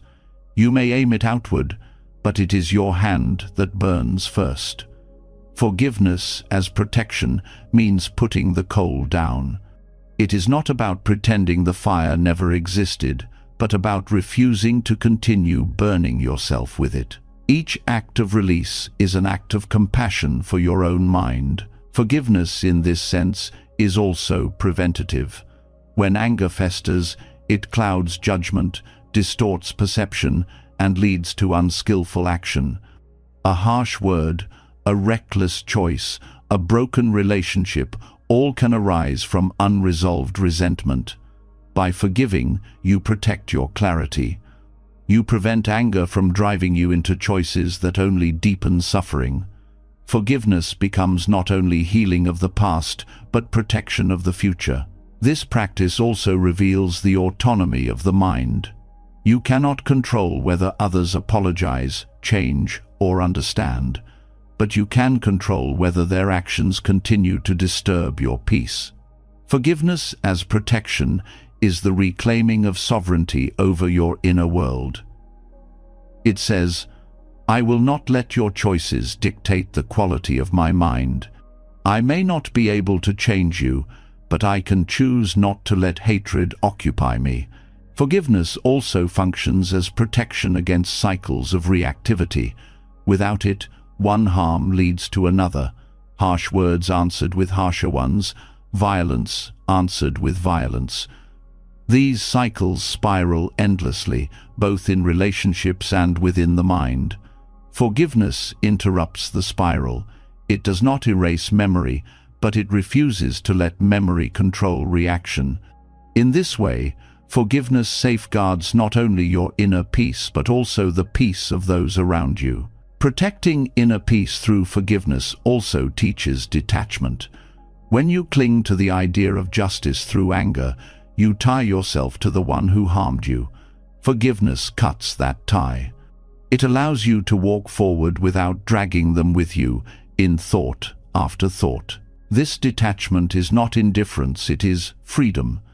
You can still seek justice, establish boundaries, or walk away, but you do it without letting hatred destroy your calm. Meditation shows this protection clearly. Sitting in silence, resentment often arises as intrusive thoughts.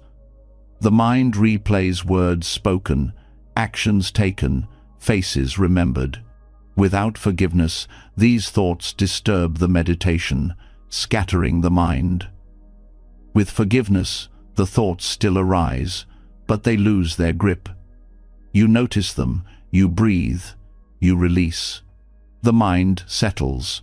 Forgiveness here is not only a spiritual act, it is practical hygiene for the mind.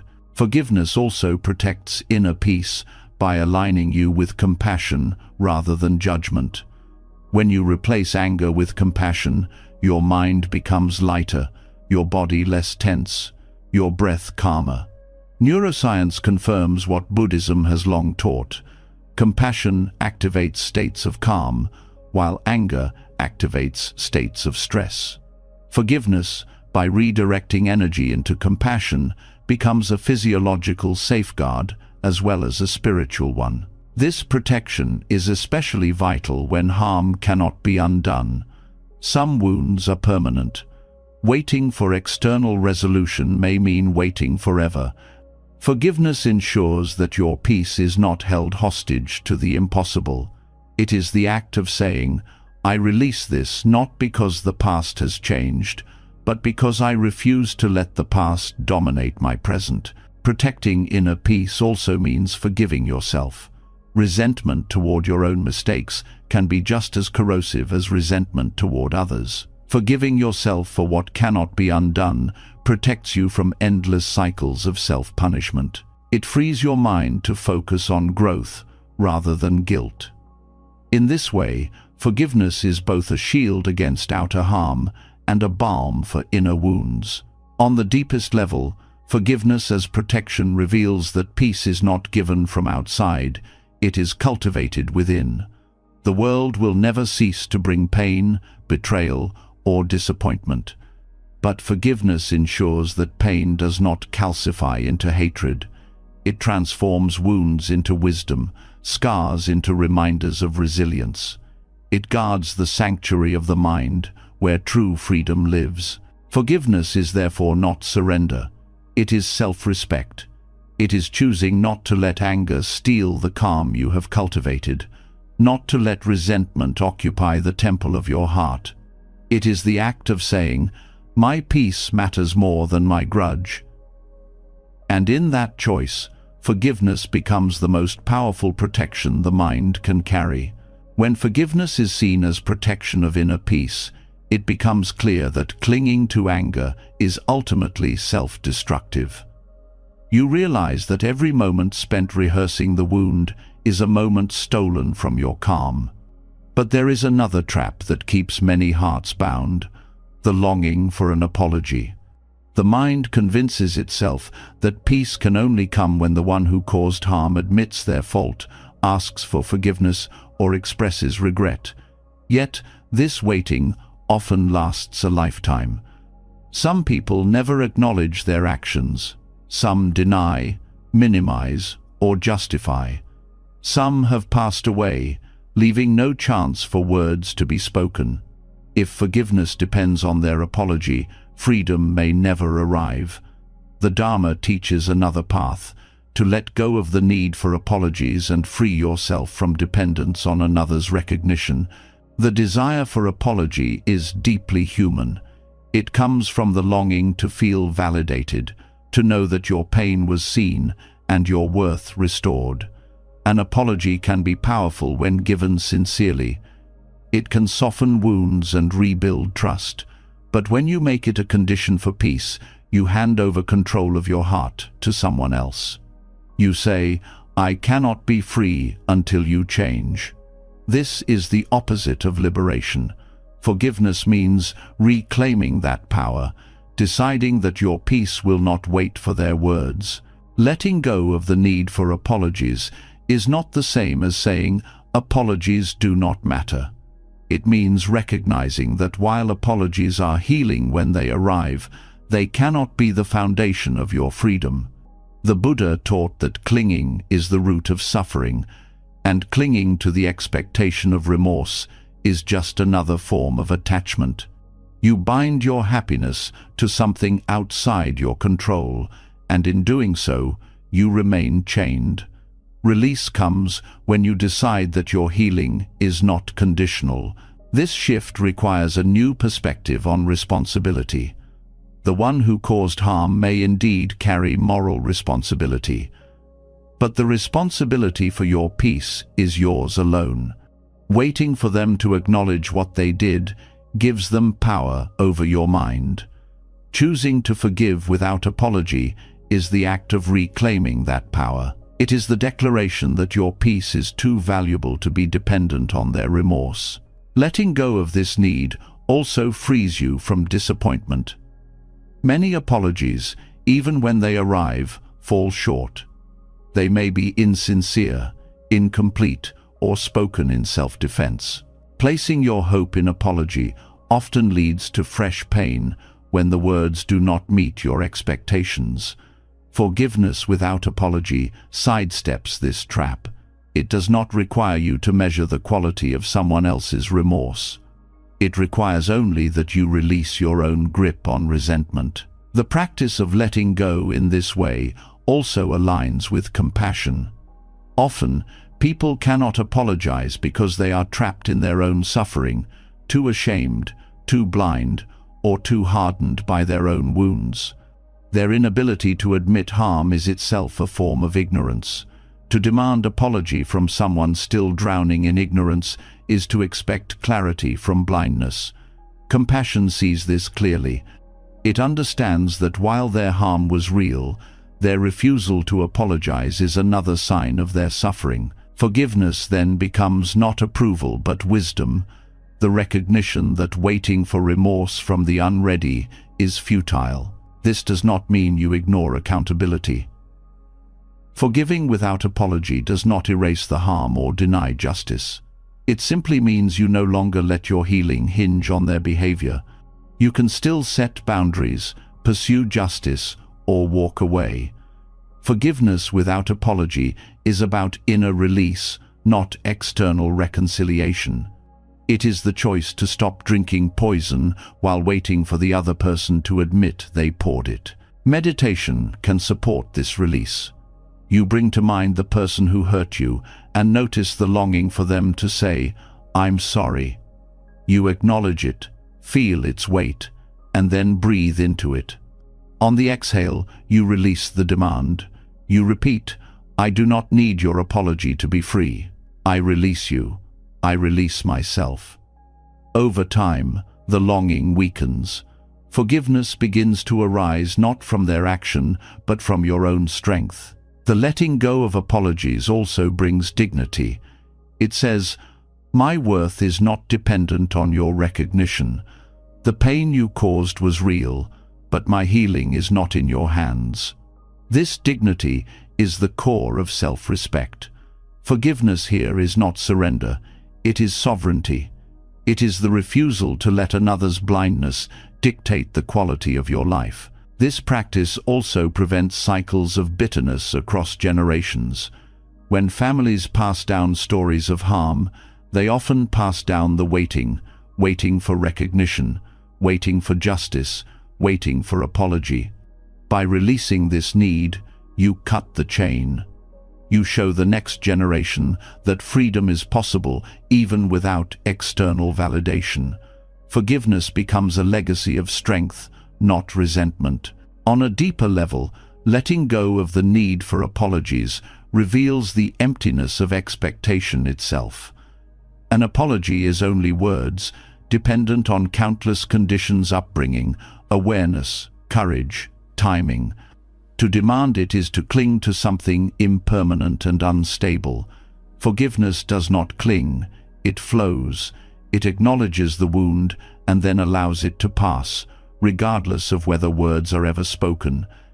This is freedom rooted in wisdom, not in conditions. Ultimately, forgiveness without apology is the highest form of release. It is the moment you stop waiting, stop bargaining, stop handing your peace to someone else. It is the act of saying, "I choose freedom now. Whether you ever recognize what you did or not, I will not let your silence imprison me. My peace is mine to claim, and I claim it today." This is the heart of liberation release that depends on nothing but your own willingness to let go. When the need for apologies is released, forgiveness becomes an act of inner freedom rather than something tied to another's behavior. Yet, even with this understanding, many still struggle. The heart may know that holding on creates suffering, but the wound feels too raw to let go. The mind may long for peace, but anger lingers, grief resurfaces, resentment persists. In these moments, a new layer of the path reveals itself, forgiving yourself for not being able to forgive right away. This, too, is part of the practice.